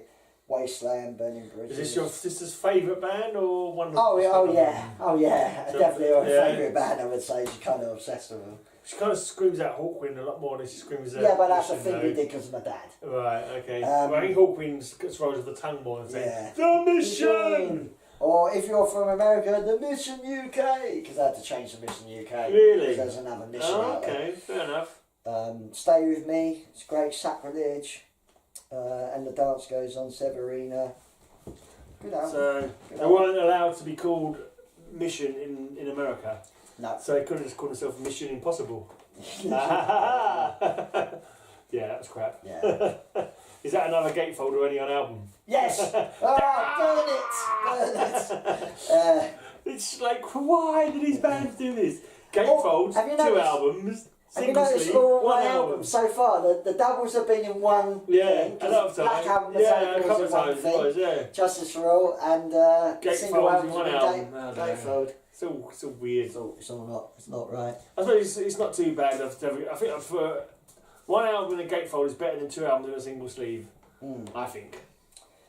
Because at least with the gatefold you've got more. What annoys me a lot of gatefolds is that the inside art inside the gatefold isn't worth making a gatefold. To me, there's just like one kind of big boring image. It's not like it's a super duper interesting bit of finger. It's the top of a tree with a bit of writing over the top of it. You can't read very well. You know, it's just like, I don't know. Artists and their vision. What is it like? I've seen worse. Yeah, probably, yeah. Right, this is my favourite, I would say my favourite Mission album. It's produced by John Paul Jones, the bass player for Led Zeppelin. Okay. Has much more of a rock feel to it. I love it. And I like the album cover as well, it's pretty cool. It's Children. Brilliant album. Is it gatefold? It is, but it's problem is it's got lyrics. Fair enough. Um, But there's another thing, the lyrics are a bit small. They are, yeah. You know, we've got all that space, why don't we make them a bit bigger? Use a larger font, lads. Yeah, larger font, guys, come on. Especially now, but that's They were young, they had eyes. Especially now our eyes are going. Yeah. Got inside sleeve, the hair's getting a little shorter. Inside sleeve. This is a great album. Yeah, I love this album. What have we got on it? Yeah, Beyond the Pal, love that song. Wing and a Pair's awesome. Heaven and Earth, Tower of Strength, which is a big hit by Kingdom Come, Child's Play. Him for America is quite a heavy rock song. Okay. I like Great the stuff. 60s song Tower of Strength. Is there a 60s song called Yeah. Tower of Strength? By who? Was it Frankie Valli or something like that? I'm not too sure now. I don't think it was. It's annoying. It's a It's cover. one of my mum's songs that I really liked actually. Okay. I used to sing it when I was a kid and bloody well. If I was a tower of strength, I'd walk out on you or something like that. It's, Definitely not a cover. no. I don't want you. I don't need you. I don't love you anymore. And I'd walk out the door, bum bum bum bum, and you'll go down on your knees, bum bum bum. That's And you'll come very calling 60s, to that. me. The bum, But bum, a bum, bum. tower of strength is something I'll never be. I'll start I've got to finish. I'm going to start singing I it. can't remember what it is now. The Bom Bom Bom Bom Yeah. definitely sounds very 60s. So quality. Yeah. It's awesome. I think I might prefer this Tower of Strength to that. You might have even heard it. It's their big hit. But this Yeah, is the Tower of Strength single. Great stuff. It's not as good as the one I was singing. Yeah, it is. The other one sounded quite good. I must admit, it's awesome. but I'm not about I can't to remember what it sing. is now. It's not, I don't think it's Frankie Valli, but it's Frankie Vaughan, maybe? Frankie Vaughan. I can't remember.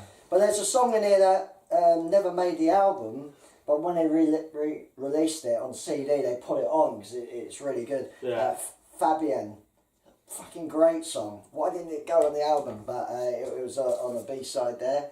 They even play it live sometimes, you know, Okay. so great Great single. So I didn't realise it was quite good. Yeah. This is the other single they brought out from the album, Beyond the Pale. Oh, that's pretty cool art. Yeah, pretty cool art. Beyond the Pale. Yeah, has Forevermore, Love Me to Death, Thaddeus. Is it like Thaddeus or something like that? Different, maybe. I don't even remember the song actually, but great. I love Beyond the Pale as well. It's a really great song. Great stuff. Yeah. For the mission. You're a man on the mission. Yes, I like to do the albums first, the singles after. Oh, okay. Carved in Sand was the next album, and this is the last of these sort of classic Mission albums, like basically the first 4 albums are the classics. Right. Most bands like that. I mean, Yeah. you name a band that's kicked ass of every single album they brought out. It's You know. tough, isn't it? Yeah. Well, what they did when they were saying they were splitting up, which they fucking didn't, which annoyed me. It annoyed you that they didn't split up. It did, because when you announce something and you do this amazing set of gigs, you would think that would be it, but then a couple of years later they decided to carry on. Oh. What they did was quite unprecedented, really, and I went to all 4. Nuts. So did Gemma as well. They did the whole of each of the classic 4 albums. Right. They did the whole of God's Own Medicine, plus extra songs. There's only 1 album. The whole of First Chapter, the whole of Children, and the whole of Carved in Sand. Each night. Right, so 4 nights consecutively. Yeah, 4 nights consecutively. Is that what you told us? You mentioned that before, isn't it? Probably, Was maybe. it the Roundhouse, something like that? No, it's Shepherd's Bush Empire. Oh, okay. Fucking amazing gigs. They really were amazing. You But can buy it on you went there because there was supposed to be the end of the... Yeah, it was supposed to And be. then how long ago was that? That was around 2008, I think, Right. something like that. 10 years ago now. Yeah, I know, amazing goes so quick. But to be fair to them, they got back almost the original lineup, so I think because they got back the original lineup, they wanted to carry on again. But this is a really good album, Carved in Sand. Come out, I think, 1990. Got the inside sleeves.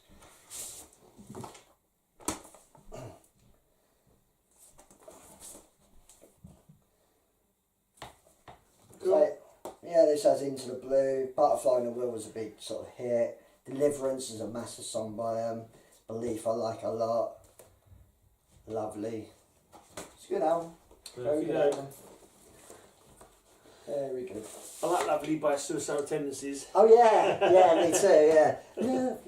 Lovely. What we got here? It's like a record to me. Yeah. 3-track, 12-inch includes exclusive Into the Blue, first, a remix, Child's Play. Don't know, it's like a remixy sort of, which... It's a weird looking thing, isn't it? Yeah, it's not...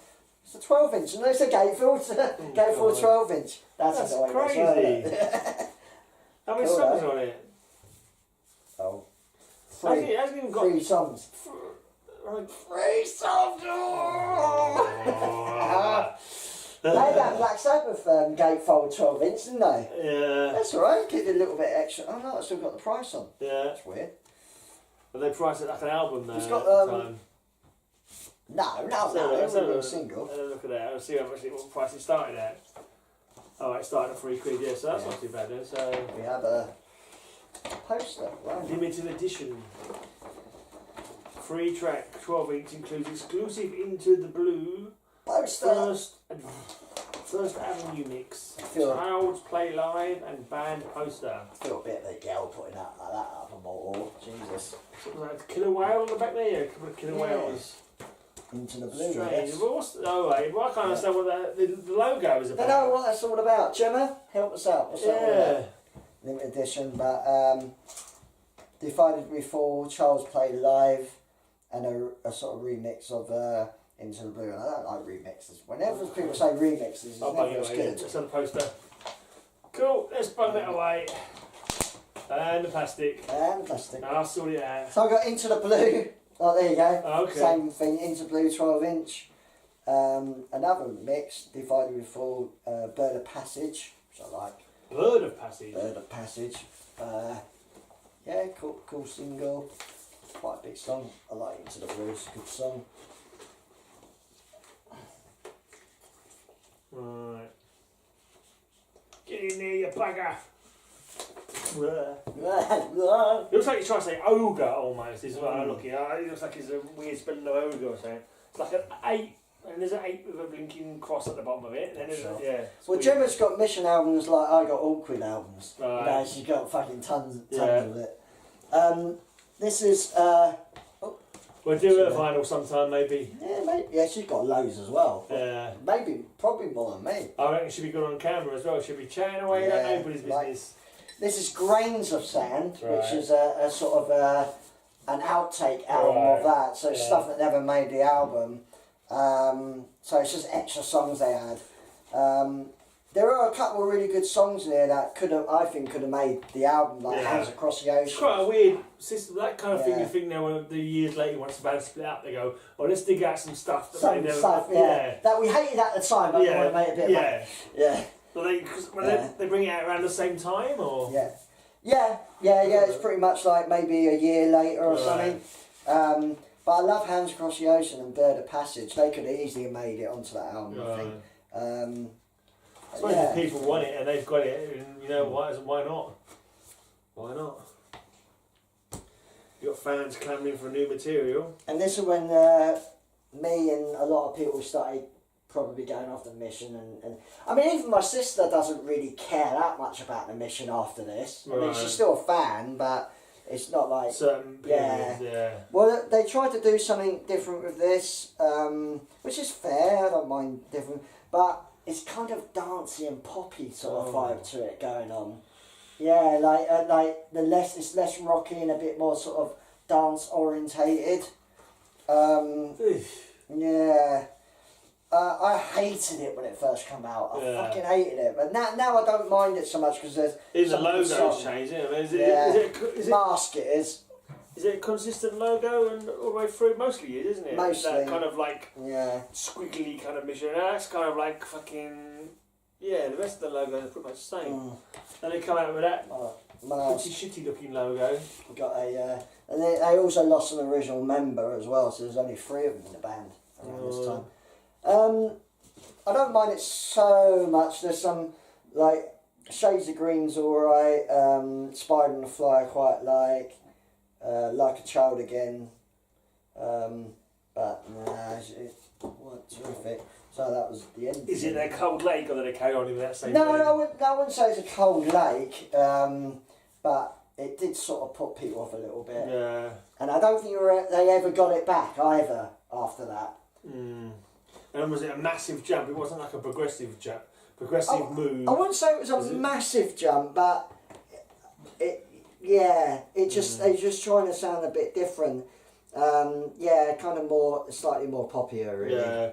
Listen, I think you can understand bands that do the same thing over and over and over, and they want to, but maybe do something different creatively. They did make another project. Yeah. Rather than, you they did 4 albums that sounded fairly the same. Yeah. But to be honest, that's kind of what fans want. That's what I always want. If I like a band that, doing an album, I want to hear fucking that album part 2. Yeah. You know what I mean? Cannibal Corpse suddenly come out with a dance. Yeah, exactly. Yeah. But there has been some weird bloody changes in metal. Definitely have. Bands that start out death metal right now, kind of gothic bloody pop. It's some up next, shit. That's the mission's done. Cool. Next, I think it's a bit of a fucking mission, wasn't it? It was Jesus a mission. Christ, yeah. I got a lot. The next one I think is probably arguably the first Stoner Rock album.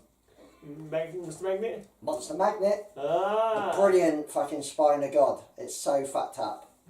It's so druggy and fucked up. It's a satanic drug thing you wouldn't understand. I love Spine of God. It's a brilliant album. So fuzzed out. So weird. Forget the lyrics. It doesn't matter. It's just a really, really good album. Cool. Got someone on my channel that has added me because mainly from the comic stuff. But he's into metal as well. I think he does like stoner kind of doom stuff. I think he's working for some label. I can't remember the name of the label wasn't there. But his channel's called This Is Not Your Scene, or It's Not Your Scene, or something like that.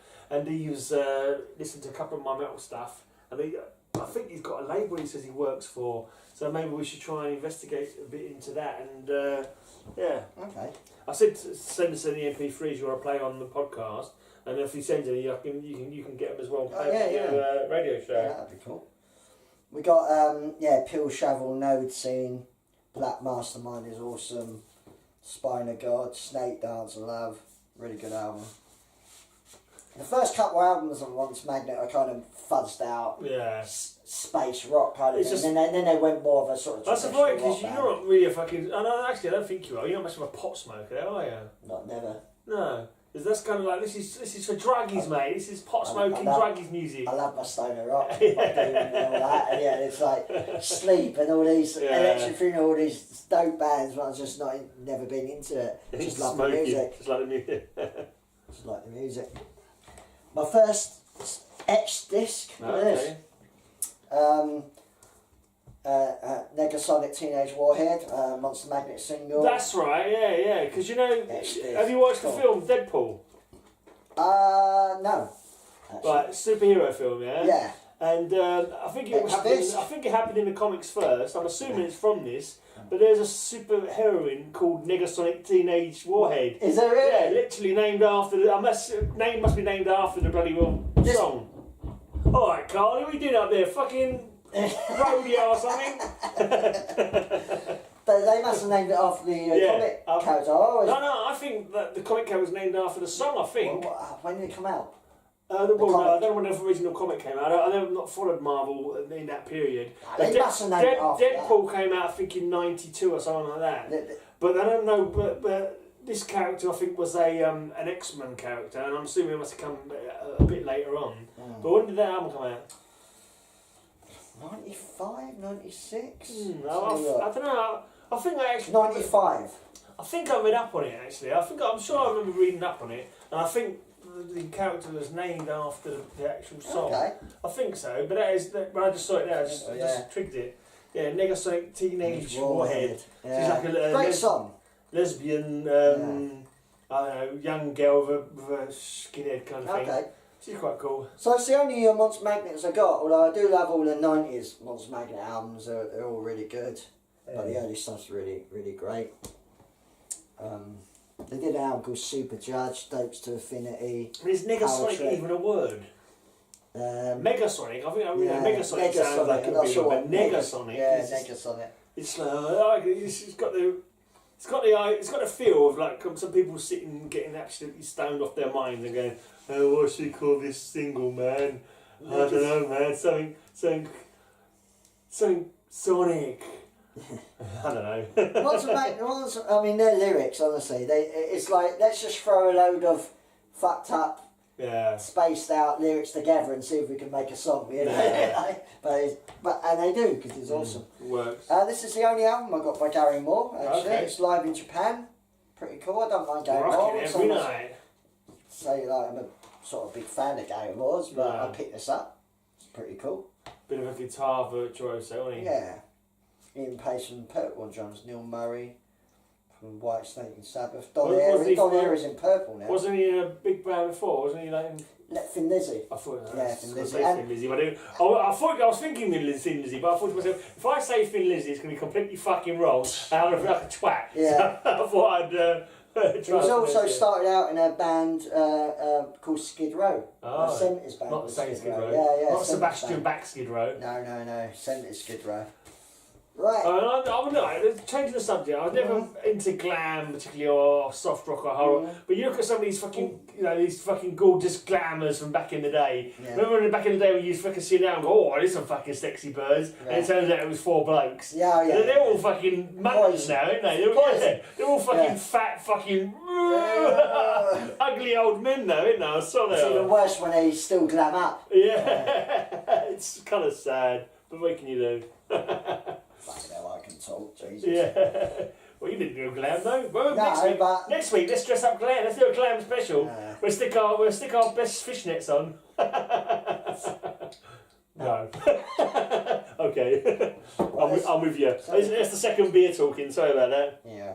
Back to crack open the third one. Oh, that's sweet and nice. Whatever. Softy. You got your stouts. I've got another one, mate. I've got a cream stout there. Mm. St Peter's cream stout. 6.5. This is tastier than that one. 6.5. You might have to fucking see yourself out at it. Yeah, this is 6%. Once I finish this one, you might have to fucking. The listeners might have to see us out. Yeah. Bunch of lightweights. Now we've not eaten properly. That's why. You come straight from work, didn't you? Yeah. So you've eaten fuck all. You've eaten even less than me. Yeah. Oh well. It's all Oh, part never mind. of It's the all fun. part of the fun, isn't Yeah. it? Right, another huge batch. In fact, most of that is probably this band as it goes. It's a shame I'm not. Oh, that was good. This Nice, is a nice triumphant burp there. Motorhead. Motorhead! Motorhead! Keep on... Oh no, I'm not there. Keep on running, Motorhead, alright. I don't bloody know. Motorhead, keep on. Keep on something, brother. Keep on running, isn't it? Motorhead. Keep on running. I don't fucking know. Motorhead. Yeah. Alright.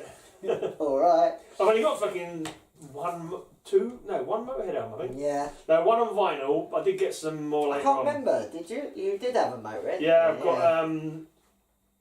Orgasmatron. Yeah, great album. Orgasmatron. I've got a couple of CD promos later on. But Motorhead are fucking great. It's one of the bands you kind of get over in but then you don't sort of pick up so many albums along the road. You know, I think a lot of people are like that. They like Motorhead, but then it's a respect thing. Yeah, kind of respect. Yeah, and like when you first get into it, when you first get into the metal, I saw them. One of my first gigs in '89. I saw them around Christmas with Death Angel supporting and that fucking shitty head of David that I'm always telling you about. And that was fucking awesome. It was really good. But then I never bought another Motorhead album though. But that was when I was first getting into metal. One year I bought Motorhead, Anthrax, AC/DC, and I think Judas Priest. And the only band out of them four that I bought any more albums with subsequently was Anthrax. Anthrax, yeah. The other one, the heavier one. And I loved Motorhead at the time. I really fucking loved that. Orgasmatron album is really fucking good. Fucking excellent album. It's a really good album. That's their thrash metal album. Yeah, maybe. You know. Well, this is their first album, and this was shelved, believe it or not. Oh yeah. On Parole. It wasn't liked by the record company, so they shelved it. United Artists shelved it. You got to remember, he left for Hawkwind, and Motorhead weren't going to be big. They were a fucking poor as fuck band until like the classic lineup turned up. Yeah. So they had their success, and it doesn't even sound like Motorhead. It's kind of bluesy. It's the guitarist is actually it's Larry Wallace from Pink Fairies. Oh. So it's quite different. And there's not even really any Motorhead songs in it. It's a strange... the songs that are Motorhead songs are actually written by Larry Wallace, and the others are Hawkwind songs, or covers. Right. Leaving Here is an old Sixes number. So it's kind of like, it sounds like they rushed it. It's kind of like, let's just bring out a release. Yeah, maybe. Lost Johnny, The Watcher, Hawkwind songs. Other than the first track there, I don't think any of them ever played live, were they? Like Iron Horse was played live. Yeah. That's on No Sleep to Hammersmith. Okay, yeah. City Kids is actually a Pink Fairies song. I like the album though, I think it's alright actually. Yeah. Motorhead was a Hawkwind song. Is that the original album? Because he always had his microphone on that. Because one of the things, that was one of his trademarks, wasn't it? He'd always be looking up in the air with the mic. I was wondering if it was something to do with like he got better airways with his, That's what he his said. throat or something like that. It was easier for him. Right. It's interesting because there ain't much footage of Hawkwind from the 70s. There's the Silver Machine single that he sings. Yeah. But it's not. But they're not. It's not. They're doing another song. It's not. He's not really singing, so I don't know if he's doing that thing up like that with Hawkwind. He probably did. Yeah. He was in another band even before Hawkwind as well, singing. Like the Rockin' Vickers, or No, Sangopal. Oh, It's the first album he'd sung on. But yeah, I like it. It's a good album. So this is the Motorhead single. This was the first album with the classic lineup with Fast Eddie Clarke coming in. I don't have the first Motorhead album, the official first, which was just called Motorhead. I don't have it. I'd love to have it. It's very raw, very punky. So. It's the it's the Beer Drinkers and Hellraisers EP. That's the CC Top song. It's got On Parole in it. And I'm Your Witch Doctor, which is a cover as well. There you go. Very rough and ready. Any idea why did he have an umlaut in the fucking logo? A what? A what? An umlaut. I don't know. But as soon as Motorhead did it, loads of bands started doing it. It's a thing now. It's a thing that a lot of bands do just because he doesn't. He's supposed to change the pronunciation of a word when you have an umlaut over. So it should be, but you know. But Motorhead. Yeah, something like Motorhead or something like that. Oh, I think he was into German. He was into German stuff. Yeah. So maybe it had something to do with it. He just thought that was cool. Bang it over the second note. Makes a bit of a nightmare. So I don't even know how you would do that on a computer keyboard. No, you have to have the fucking symbols. You have to run. Yeah, it's a weird thing, isn't it? But like you say, like so many bands do it just in tribute. Anyone who likes Motorhead, just a tag, will have that on there. It's not on that logo. I just noticed. Oh yeah. Motorhead Well spotted. Yeah. Because it's a bit of a bootleg. Yeah, it looks a bit bootleggy. Yeah. Blitzkrieg on Birmingham '77. Motorhead were fucking proper rough and ready in those days. So it's around the first album time. Has they got the bomber? Is that the bomber? Yeah, but it's Light rig. But when the bomber album come out, no, I was gonna say, yeah, it's a dodgy bootleg. You know what I mean? Yeah, Don't know why you bought it. Using later pictures. It happens a lot with bootlegs. Yeah. It's promoting it. It's not bad. It's rough and ready. So it probably just means it took a few years for them to actually. I don't know. Actually, yeah. It didn't come out in '77. This album, though, did it? The gig was in '77. The gig was in '77. I'm assuming the album, can count to '89, right? That makes sense. It's interesting. There's a lot of bootlegs around that time, actually, Motorhead. Jesus R. Xavier's written, so I don't know who Jesus was. Jesus R. Xavier. Well, what can one say about Motorhead, and what can one say about Birmingham? Neither are very pretty. Both are dirty and noisy, and here they are together. What more could anyone ask? This is a slab of history, rock brats, as loud and sharp as it was on the day it was played. So, what's this about London here? This sees one of the first gigs of the classic lineup outside London in 1977, when Lemmy was still pretty, Eddie was still hairy, and Filthy was, well, yes, he really was. You clutch in your smegma-smeared hand a milestone in British heavy metal. Okey-dokey. Smegma-smeared hand. How do they know? How do they know, yeah. It's all that bloody Blood and Semen from the bloody Metallica album. Now this was their proper official first live album. Okay. But it's still got a sort of, I've ruined that. Yeah, you've got some fucking damage there. This is What's Wordsworth, and it's recorded live at the Roundhouse in '78. It's pretty good, but quite rough and ready again. Never heard of that one. Yeah, it's pretty good though. I love the first What's Wordsworth? As in the poet Wordsworth? Yeah, What's Wordsworth? I wandered lonely as a cloud. But what? Yeah, it's pretty good. White Line Fever, I love the version of that on this album. Try and keep it rolling and leaving the covers, because he likes his rock and roll. He's a big rock and roll fan. But he wasn't heavy metal. He don't consider it heavy metal anyway. No. It wasn't rock and roll though, not really. My dad likes rock and roll and he doesn't like Motorhead. No. But yeah, no, this he took the it's probably a middle ground, isn't it? It's like a metal and maybe rock and roll. But I don't know. People saying rock and roll in bloody in metal is a bit of a weird thing. It's like death and roll.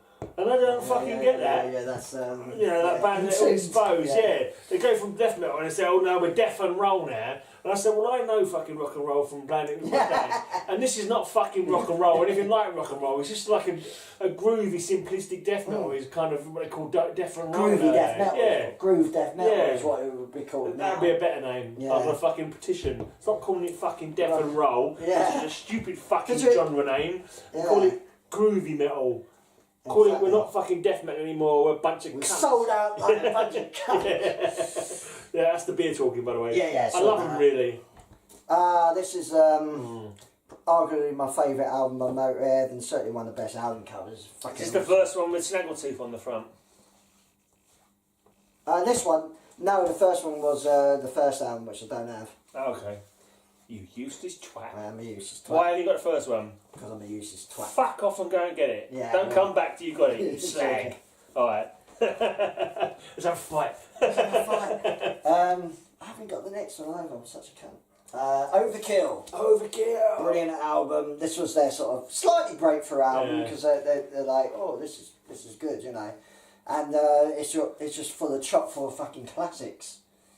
Really is. Overkill, of course, Stay Clean, Capricorn, I'll Be Your Sister. What a name. It's a weird Yeah, No Class, Yeah. Damage Case is awesome. Tear You Down, Metropolis, Limb from Limb. Fucking great album. I thought I might add it colour, I wasn't sure. Yeah. Love that album. Love that album. What's this one? This is the the Golden Years live EP. It's pretty good. From that sort of era. Leaving Here, Stay Dead Forever, Dead Men Turn Their Tails, Too Late, Too Late. I love Too Late, Too Late. It looks kind of older, doesn't it? Something about that makes it look really kind of vintage almost. Yeah, this is around the bottom. It's sort of around that time. So you get that. So I don't know if the next one after Overkill called Bomber, which is a shame. It's such a good album. But again, it's not something I need to pick up. You know. Well, that's it. You should make a list. Make a list of what you need, and we have to start doing a few. I think we should definitely do a vinyl fucking. Yeah. When are you off? Let's go to the second-hand vinyl bloody places and do like a vinyl challenge, like 20 quid. Yeah, 20 quid. See what we get. Or see what we get. And then review it. Or something. Yeah, that'd be cool. Has to be something you've not got though. Yeah. There's no fucking point buying a record you already got, is there, you twat? I don't know why you even said that. I don't know why you even said that. Oh dear. Why am I even on it? I'm just going to go and buy fucking 3 records I've already got. Yeah. Yeah. Oh dear. So anyway, this was their, of yeah. course, their big album. It was the massive, and the classic fucking cover as classic well. cover. Shot in Barnet, not in the Californian fucking. No, I remember hearing that on Stone Quarry in fucking Barnet. Yeah. But it's an absolute classic. They just look. I'm going to have to badass. this week. I'm going to link the fucking podcast I keep mentioning on this show. There's a podcast comes out of Australia called Metal Academy, and they've been going through the years, like this is from 1981, this is 19, like literally the history of fucking heavy metal, playing new band, and they've talked about this. And I remember hearing that on that, and I'll put the link below so you can go and check out that podcast. It's a really fucking interesting podcast. You should have a listen as well. It tells you a lot of stuff you probably already know, but also maybe have a few snippets on there that you don't know about. You know. Talking of Motorhead and Lemmy, actually, talking of podcasts, is I did a tribute to Lemmy podcast when he died. Yeah. And it's fucking my best show I've ever done. Right. It had I actually I think I listened to that one. had clips of interviews, old interviews. I went through his history. Not allowed to do a podcast like that now because I'm not allowed to have more than 3 songs per band. Well, not on your not on the radio show. Not on your radio, yeah. But the podcast is brilliant. Yeah. If you can ever check that out, it's awesome. I listen to it. But have you seen that? So Ace of Spades. Have you seen that? I suppose you'd call it a meme. But have you seen that one where there's that cover with just the sand? After they've all died, because after they've all died, there's people have posted up the cover, but you've got the sand. None of the guys are there, and it's just like posted up, and it's just like they've all gone now. You know, I mean, kind of doesn't actually say that, but you just know that's what he's talking about. And it's just kind of like it's really sad. It's just like oh man, yeah.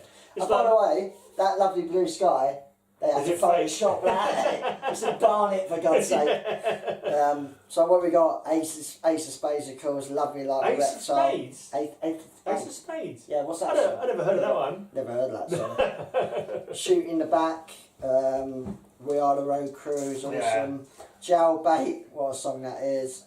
Bite the Bullet, Chases Better Than a Catch, and The Hammer. I love The Hammer. Well, I don't know The Hammer.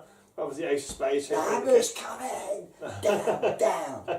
Cool. Come on. But a lot of people slag off Ace of Spades. Like if you say, "Oh, you like Ace of Spades," there's fucking more to fucking Motorhead than Ace of Spades. Yeah. But They're like a paranoid. Yeah. But it's just I'm sorry, but fucking as soon as that fucking kicks in, it's like still awesome. Oh, fucking awesome song. Any band fucking covers it. I've seen loads of bands cover it, just fucking underground bands. Oh, this is Ace of Spades. Everyone fucking knows it. Everyone fucking sings along to it. Because it's just fucking. It is such a classic, iconic song. Ace of Spades. It is. I suppose there's like lots of die-hard Motorhead fans who may be pissed off. Oh, it's fucking more. Yeah, because I already said, but you cannot fucking deny the fucking catchiness of that song. It's just fucking awesome. Phil Taylor, not the first, but certainly the one that really took it to the next level with the double bass drumming. With Overkill, no one really heard drums like that, so he was kind of really put that forward.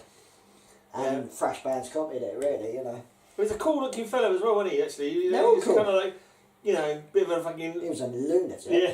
But yeah.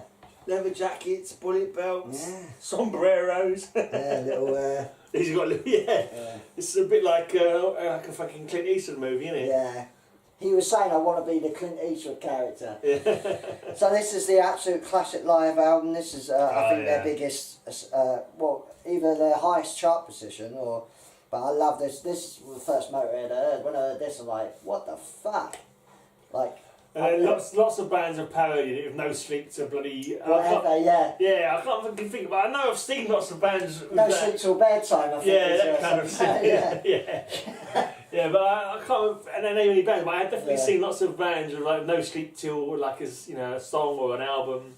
Well, this is such a ferocious fucking live album. Yeah. No Sleep Till Back in the day when it was still the Hammersmith Odeon, wasn't it? The old Hammy-O. It'll always be the Hammy-O. Yeah, same here. Fucking Apollo and shit. when I saw him in '89, it was the Hammersmith Odeon at the time, and the fucking Bomber light rig come down. Fucking amazing. Yeah. I mean, it was just fucking, and the they were so loud. Is great. It was so loud. The light would come down, and they're fucking playing. It was, oh man, it was really fucking. They are loud. It was like a religious experience. You know what I mean? If they'd fucking brought around the fucking collection plate afterwards and asked me to do some hallelujahs, I would have done. It was like, oh man, it was fucking awesome. So you have like the versions that are on the albums, but they're like about 10 times faster. Like Overkill is fucking really fast. Motorhead and Bomber are just ferocious on this album. I love it. That's the weird thing though. Like, Stay Clean. I saw them, I can say, in '89. I never saw them again until about fucking 2012 or something like that. I was a bit like that. When they played at bloody Bloodstock. Yeah. What year was that? Do you remember? I can't remember. They weren't that good, to be honest. No, it was really bad. It was really. He was old and he was sickly and he had a bad pissed day. off. Yeah. So it's quite sad. And they played a lot of like. They didn't play the classics, did they? Really? Yes. Not so many, anyway. They played a lot of the modern. One thing stuff. I give Motorhead a due, they're one of the only bands of an older generation that regularly produce albums every 2 years. Right, yeah. They never fail to bring out an album every 2 years. Yeah. Whereas like older bands, they take years, don't they? Yeah, sometimes. The trouble is, I think, though, as well, I mean, although they were a fucking big band, everyone knew Motorhead, but Lemmy was always complaining about, like, but no one buys our albums. Not as many people buy their album as fucking should do. And I think there must have been a lot of probably metal fans and rock fans who like Motorhead but didn't actually fucking buy their stuff because they like the classics. Yeah. I think I've got I've got Orgasmatron. I've probably got like 2 or 3 fucking compilations. Best of. You know what I mean? I mean, he still considers Motorhead a bit of an underground band because they kind of he don't make his money from Motorhead. He makes it from appearances. He made it. Yeah. Yeah. I don't think they made as much money as they, as you think from fucking a band that is known so well. They were completely skint until Ace of Spades came out. Yeah. And even then they weren't that much money. They never saw much money ever, Motorhead. Fast Eddie Clark was saying he never saw any money. Fucking hell. Because like record companies nicked everything. It's fucking stupid thing. So, what we got next? Yeah, the next album. Fist. Well, the thing with this album, I think this album gets a bad rap because it's unfortunately come after Ace of Spades, which is an absolute classic. I actually think this album's really good. Yeah. Everyone's a bit like funny with it. But it's only because it's come after Ace of Spades. If this comes before Ace of Spades, I don't think it would get so much stick. Well, no, Iron Fist is a fucking good track. Yeah, Iron Fist is... I think it's a pretty good album, actually. I really like Heart of Stone, Sex and Outrage, Lose is Good, America, Shut You Down, Don't Need Religion. It's a pretty good album, actually. I like it. Right. Cool fucking Inner Sleeve. Look at them. Look at that, mate. That's what Judas Priest, isn't it? It's kind of a bit Judas Priest going on there. With the I fucking want one study. there. Yeah, I quite like the fucking helmets. They are pretty cool. I don't know how to fucking So this is the last one with the classic lineup. Right. Yeah, so saying that, I don't make it, the only fucking track I actually know of that is Iron Fist. Yeah, it's not I'm a lot the of famous Doctor. I songs. think I know I'm the Doctor. Yeah. Not a lot of famous ones. No. So the next album I don't have, which is quite an underrated album. I did an album called Another Perfect Day, and they brought in Brian Robinson from Thin Lizzy, and it's quite melodic, but I still really like it, but I don't have it. And then they brought this brilliant fucking compilation album out in a leather sleeve called No Remorse. It's fucking brilliant. Oh wow. Look at that. That's the perfect fucking That is cover. fucking cool. Smell the leather. Ah, Smell the glove. smell the glove, yeah. Isn't that bloody Spinal Tap? Yeah. Smell the glove. So this is a compilation, but what's cool about this as well, it's got 4 new songs from the Orgasmatron lineup that will come later. Right. And I remember first hearing it and going, fuck me, it's like thrash metal. Like, Right. they're like, I think the cool thing is fucking like leather cover. Locomotive is fucking like just full on thrash metal song. Louis is a rock and roll cover. Yeah, rock and roll cover.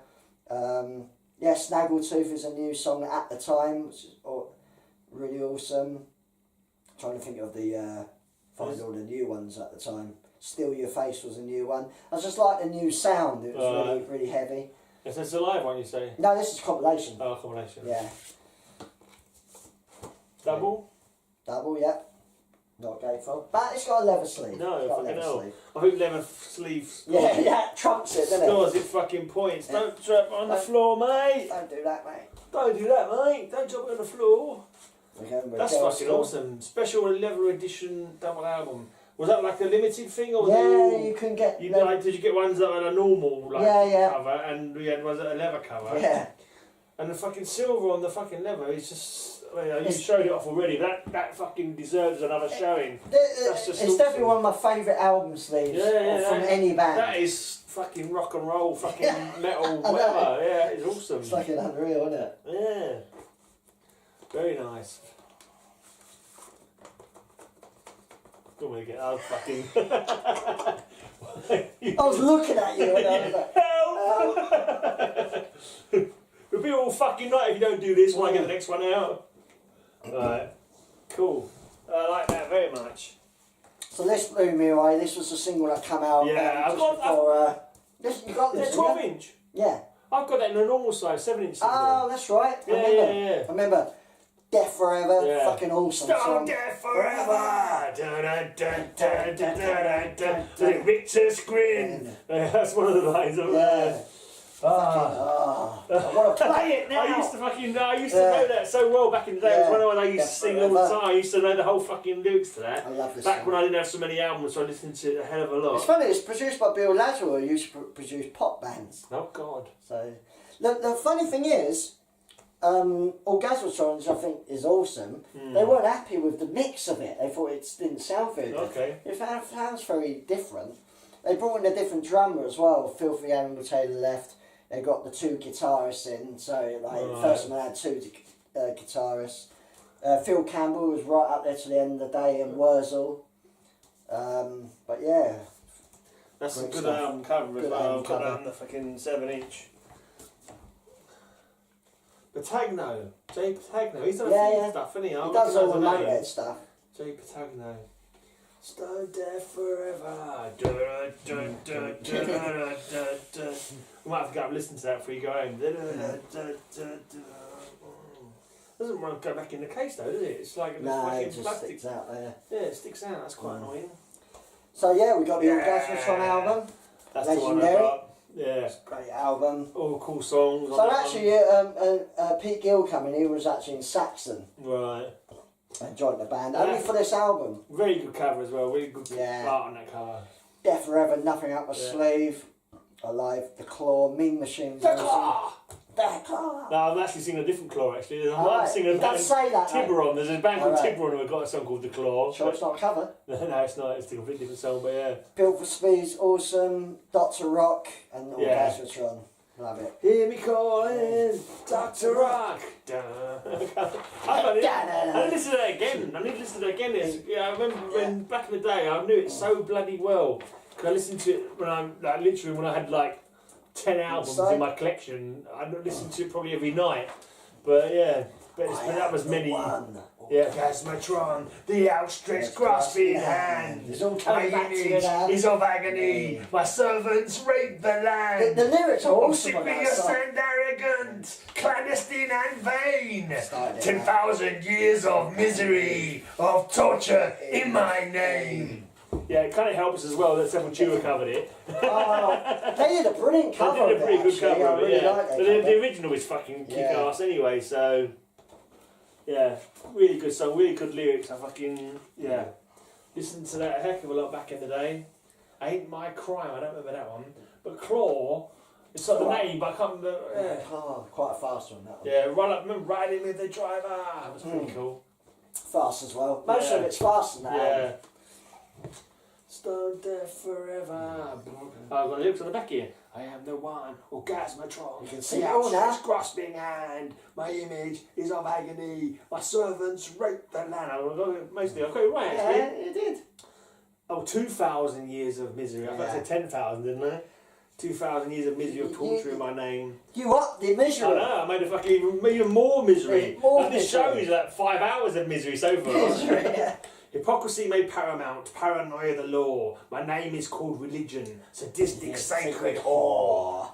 Fucking awesome lyrics. So they did this out. So Phil come back actually. Pete left and Phil come back. Did this album Rock and Roll.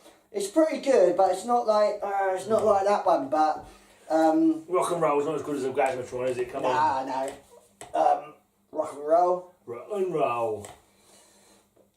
It's still a pretty good album. It's just not sort of as Decent kicking cover. ass as that. Yeah, very decent cover. Like Rock and Roll, Eat the Rich. Oh yeah. Yeah. There was a film called Eat the Rich. Traitor. Was there a film called Eat the Rich? Yeah. They did It's a comic strip. Yeah, comic strip yeah. film. Not that good a film. Nah. It's a bit, they did better ones than that, but Lemmy's in it. Dogs I like can't Traitor. actually watched it all the way to It's the end. okay. And at the end of side A, they have Michael Palin from Monty Python. Yeah. They do a funny thing at the end. Oh. Funny thing, yeah. It's really hilarious, actually. It's probably one of the very really good things of the album, actually. Cool. No, the album's good. The album's good. I was just sort of a little disappointed after that. That's all. Yeah, it wasn't quite the same vein. But by then I think I'd already moved on to like Thrash because I don't remember seeing that album. Yeah, I didn't sort of... I don't know what happened, but I didn't actually see any more Motorhead. So this It is just didn't occur to me. I don't know why. I don't know if I didn't see it in the shop, so I was going to different shops. I was going to like a lot of second-hand stuff, and maybe I wasn't seeing it in there. But I mean, for liking Motorhead so much when I had the Orgasmatron album, it's surprising I never actually bought any more. But yeah, so I think I moved on to Faster and, you know... yeah, stuff like that. Yeah. This is the Eat the Rich single, which has just because you got the power doesn't mean you have the right. It's a really good song. So Eat the Rich. Come on, baby, eat the rich. Bite down on the son of a bitch. Funny lyrics. Yeah. So after that, they did an album called 1916 in about 91, which is a really good album. Not I think got I it on might have that vinyl. on a CD Very promo. diverse album for them, actually. But it was based on the war, wasn't it? Yeah, he did. There's Yeah. even a ballad on it about the war, which is Right. really, really excellent. But But 1916 though is just the year before the war, isn't it? no, it Lead started up to it. 16. Started 1916 to 1990. It's 16 to 19. Yeah, I think so.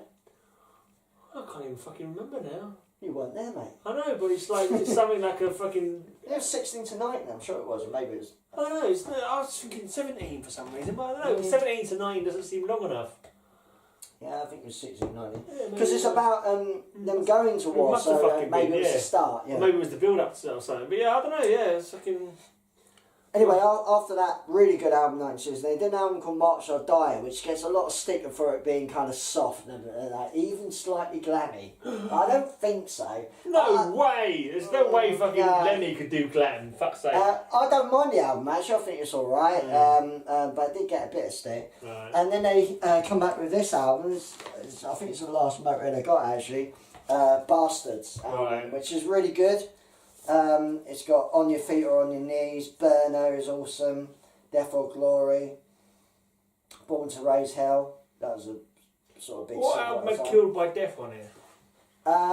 Killed by Yeah, Death! no, that was on No Remorse, that was a single, or like it never appeared on an album. I Bastards. had a video compilation that had that one on it, and he's riding off on the back of a motorbike. Some Yeah, bird, with some some birds. bird on the back is killed by death. It's just a stupid, it's a stupid lyric. Yeah. Killed by death. Yeah. It's like, it was quite a catchy. Yeah, good song. Killed by death. They still play it a lot live, but up until, Yeah. they stopped. Yeah. Slackers. They've done nothing for a couple of years now, have they? Lazy bastards. Lazy bastards. Lemmy's incredibly lazy, he don't move anymore. Sorry about that. Sorry. It's fucking. It's just. It's the beer, isn't it? Yeah, it is. But when he fucking died, just before Christmas, gutting. 2017 was it? Or 2016? 2017. I can't remember. He'd only just turned 70 because it was born Christmas Day, wasn't it? Yeah, something like that. Yeah. But it was just like when it happened, I would felt fucking numb because I was like, wow, it's like you just. It's one of those bands that've been there for like, all of your fucking listening to music kind of fucking life almost, and it's like, what? It's fucking weird. Wurzel died as well, earlier. Yeah. Phil Campbell's gone on to do like an all-star thing, Phil Campbell All-Stars. Mickey D's gone on to drum with Scorpions now. But have you got any Scorpions? Not on vinyl, no. I like old Scorpions. 70s Scorpions really good. I swear it was shit. 70s Scorpions, not 80s. Yeah, I never really listened to Scorpions. I don't know. Yeah. Oh, what was that? Fucking Winds of Change. Oh, God, fucking hell. I'd rather stick my fucking balls in a fucking fan than fucking listen to that.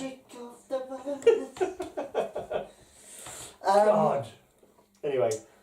Yeah, so this is the last final I got, and like I say, that what I love about Motorhead is an old band that just kept releasing album after album. Yeah.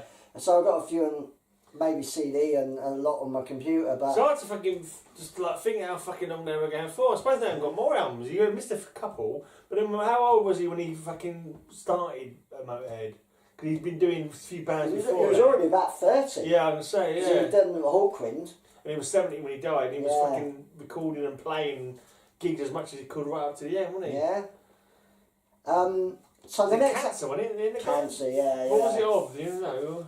Probably always spoken. Everything. No, was it? Yeah, maybe. Yeah. I don't know, but they did an album that was quite metal sounding after this called Sacrilege. Oh no, Sacrifice.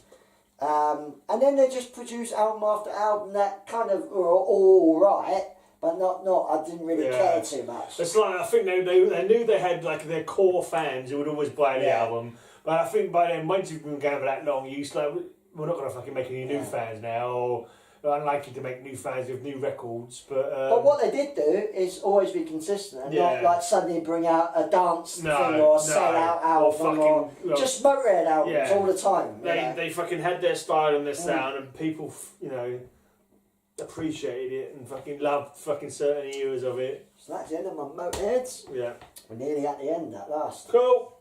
Nearly finished my fucking third beer. This is a freaking long show, mate. Yeah. This is another great childhood album of ours where we grew up listening to this album. It's absolutely fantastic. Your dads or mums? Yeah, mums and dads, all the same really. This is a band called Mountain, an old 70s rock band. Okay. Really good. Nantucket Sleigh Ride. Nantucket Sleigh Ride. This is, I think, was their second album. Nantucket Sleigh Ride. Interesting. Brilliant album. Mainly because the first song is just unreal.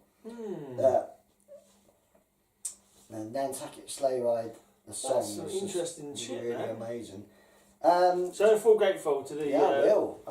inside and outside. I think you said outside. Yeah, I will. Yeah. Kind of a bit psychedelic, a bit hard rock. They're pretty heavy for the time. Yeah. It's come out in '71, I think. Yeah. Do you remember that news program back in the '80s called Weekend World? Vaguely. The theme tune to that was the Mountains Nantucket Sleigh Ride. Really? Believe it or not. I always remember Weekend World, like that's crazy. Yeah, a rock songs that produce a news program. But I think they're all fucking I've actually just cleared out my fucking upstairs. My upstairs room where all my used to play all my Rhino and stuff was full up of crap. Cause I had a housemate. She brought a load of stuff over and it filled up the room. I couldn't get over to my record player or nothing. But she's moved out last weekend, so now I can get to my record player. I can get to play my CDs on there. And maybe we'll have to. Maybe if when you got more time, we'll have to check out and have a listen to some of your crazy stuff. Yeah, see what you think of it. Yeah. Maybe we can even fucking record it. I know. You can have it on in the background, but you've got to be careful of copyright in there if you're actually playing music on a thing. Yeah, that's true. But yeah, that is an interesting. I don't know, for some reason, Mountain. Very good album. Mountain name sounds familiar. Even a Nantucket Sleigh Ride. I don't know why. It's a single, yeah. And that art that art there, it's kind of like you look at it and I think, I'm sure I recognise that art from somewhere. Right. Not necessarily that picture, but the style of that artist makes me, right, you can see a signature there, but I can't make it out. Bailey. I think it says Bailey. Oh, the old going blind as I get old. Oh, that's really annoying. Looks like Bailey. Special thanks to say cover design, calligraphy, drawing of a Nantucket sleigh ride by Roy Bailey. Okay. Don't know, but the style looks like it's, I don't know.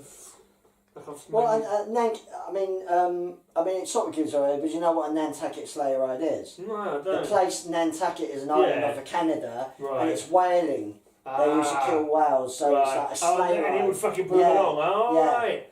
Okay. So you can definitely see that's a whale. Yeah. I can see that was a whale, but it's got a fucking harpoon in it, hasn't it? So you. So they're on the Nantucket I sleigh see. ride right now. They're bloody on. Yeah, they. That little shit's in there, bringing that well? Yeah. I don't think so. They did that's how they did it, because I remember reading a book about it. They had the ship, and then when they actually saw a whale, they'd get into smaller boats. Oh, okay. And then have harpoons, they each have harpoons, and like... Bring in. Yeah. Oh man, crazy. That must have been a fucking hard life. Yeah. Well, obviously harder on the fucking whales, but you know... Yeah. You know what I mean? But, yeah. Right, you know when I went through that... I went through that phase of the mid-noughties of buying vinyl. Like, I did it with this, and this is the only vinyl I got from this band, even though I really like their early stuff. It's the last one, isn't it? Last one. Woohoo! This was the album when it went back to death metal style after a few years of not doing it. This is My Dying Bride. Oh. But I love the first couple albums. You mean Death Doom, surely? Death Doom. Yeah, Death Doom. So Death Metal, Death Doom. Death Doom. I don't recognise that one at all. Yeah, this is Songs of Darkness, Words of Light. Okay. It's come out, I think, in the 2004. Okay. And they did obviously the first album was full on guttural vocal, and then they bring in like more melodic. There's one of those bands that I fucking loved when they first came out. I've got about the first 2 or 3 albums. Yeah, really Swans awesome. Yeah. Fucking doom death metal. But and like the Thrash of Naked Limbs, they're bloody 12-inch, and Et Spiritum, whatever, like, some like Latin-y kind of name, and it's just so, and it's immense, and it's chilling. There'd be moments where the music would go quiet, and they just like bellow like over the top of it, and the fucking violin as well, and it was just like, oh River, man, yeah, the violins also. It was just. Forever People. Yeah. Your River. Yeah, some really good songs. Yeah. Yeah. But then they completely got rid of the guttural vocal, didn't they? Yeah. They went into it turned into a gothic-y fucking... More gothic-y, yeah. But I mean, it's not metal, but... I think that Turn Loose the Swans, I can't remember if I thought they'd gone a little bit off by then, actually. I can't remember that's their second album. Is it? Yeah. Their first album. What was the one?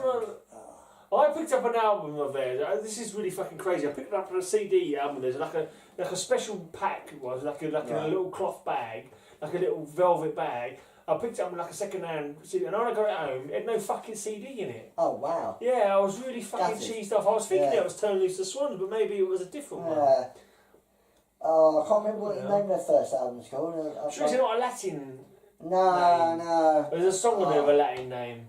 Oh, man. I know Thrash of Naked Limbs is one of their... Yeah. So, man, that's annoying. But, you got to remind me to bring my laptop in with me, because my girlfriend's probably messaged me saying, where the fuck are you? Why haven't you spoken to me tonight? Yeah. I normally talk to her about 7 o'clock at night. It's probably fucking 9 by now. I don't know what time it is. He's left me! No, she's like, you wank, you're fucking supposed to message me, you twat. But this was their return to guttural vocal style, My Dying Bride again. Okay. But that's the thing, there's so many fucking bands do that. I remember seeing them actually when they gone to clean singing fucking... And it was just like, oh, it's just so... I like his clean singing style though, it's weird. Yeah. It's a bit different, isn't it? Is his name Aaron or something? Aaron, yeah. But back in the day, they were fucking awesome. Yeah. They were really good. That's the end. Thank fuck for that. We're pissed, that's how long that's been going. I've drunk 3 fucking bottles. Right, so yeah. You better start this, I don't know, in the morning sometime. On Monday. So next week's will be your ends. Ends? I've got a few ends actually. Nuclear Assault. Yeah. Don't know. Nirvana. I got Nirvana, Yeah. I was trying to say Nevermore for some reason. Don't have Nevermore, no. But I was thinking of Nevermind, which was the album by Nirvana, wasn't it? Yeah. Okay. Yeah. Don't forget to check it out, Eric's show, which will be starting on Metal Devastation Radio pretty soon. Yeah. The link is down below. Don't forget to check out my podcast, High Speed Hangover Podcast. The link was also down below.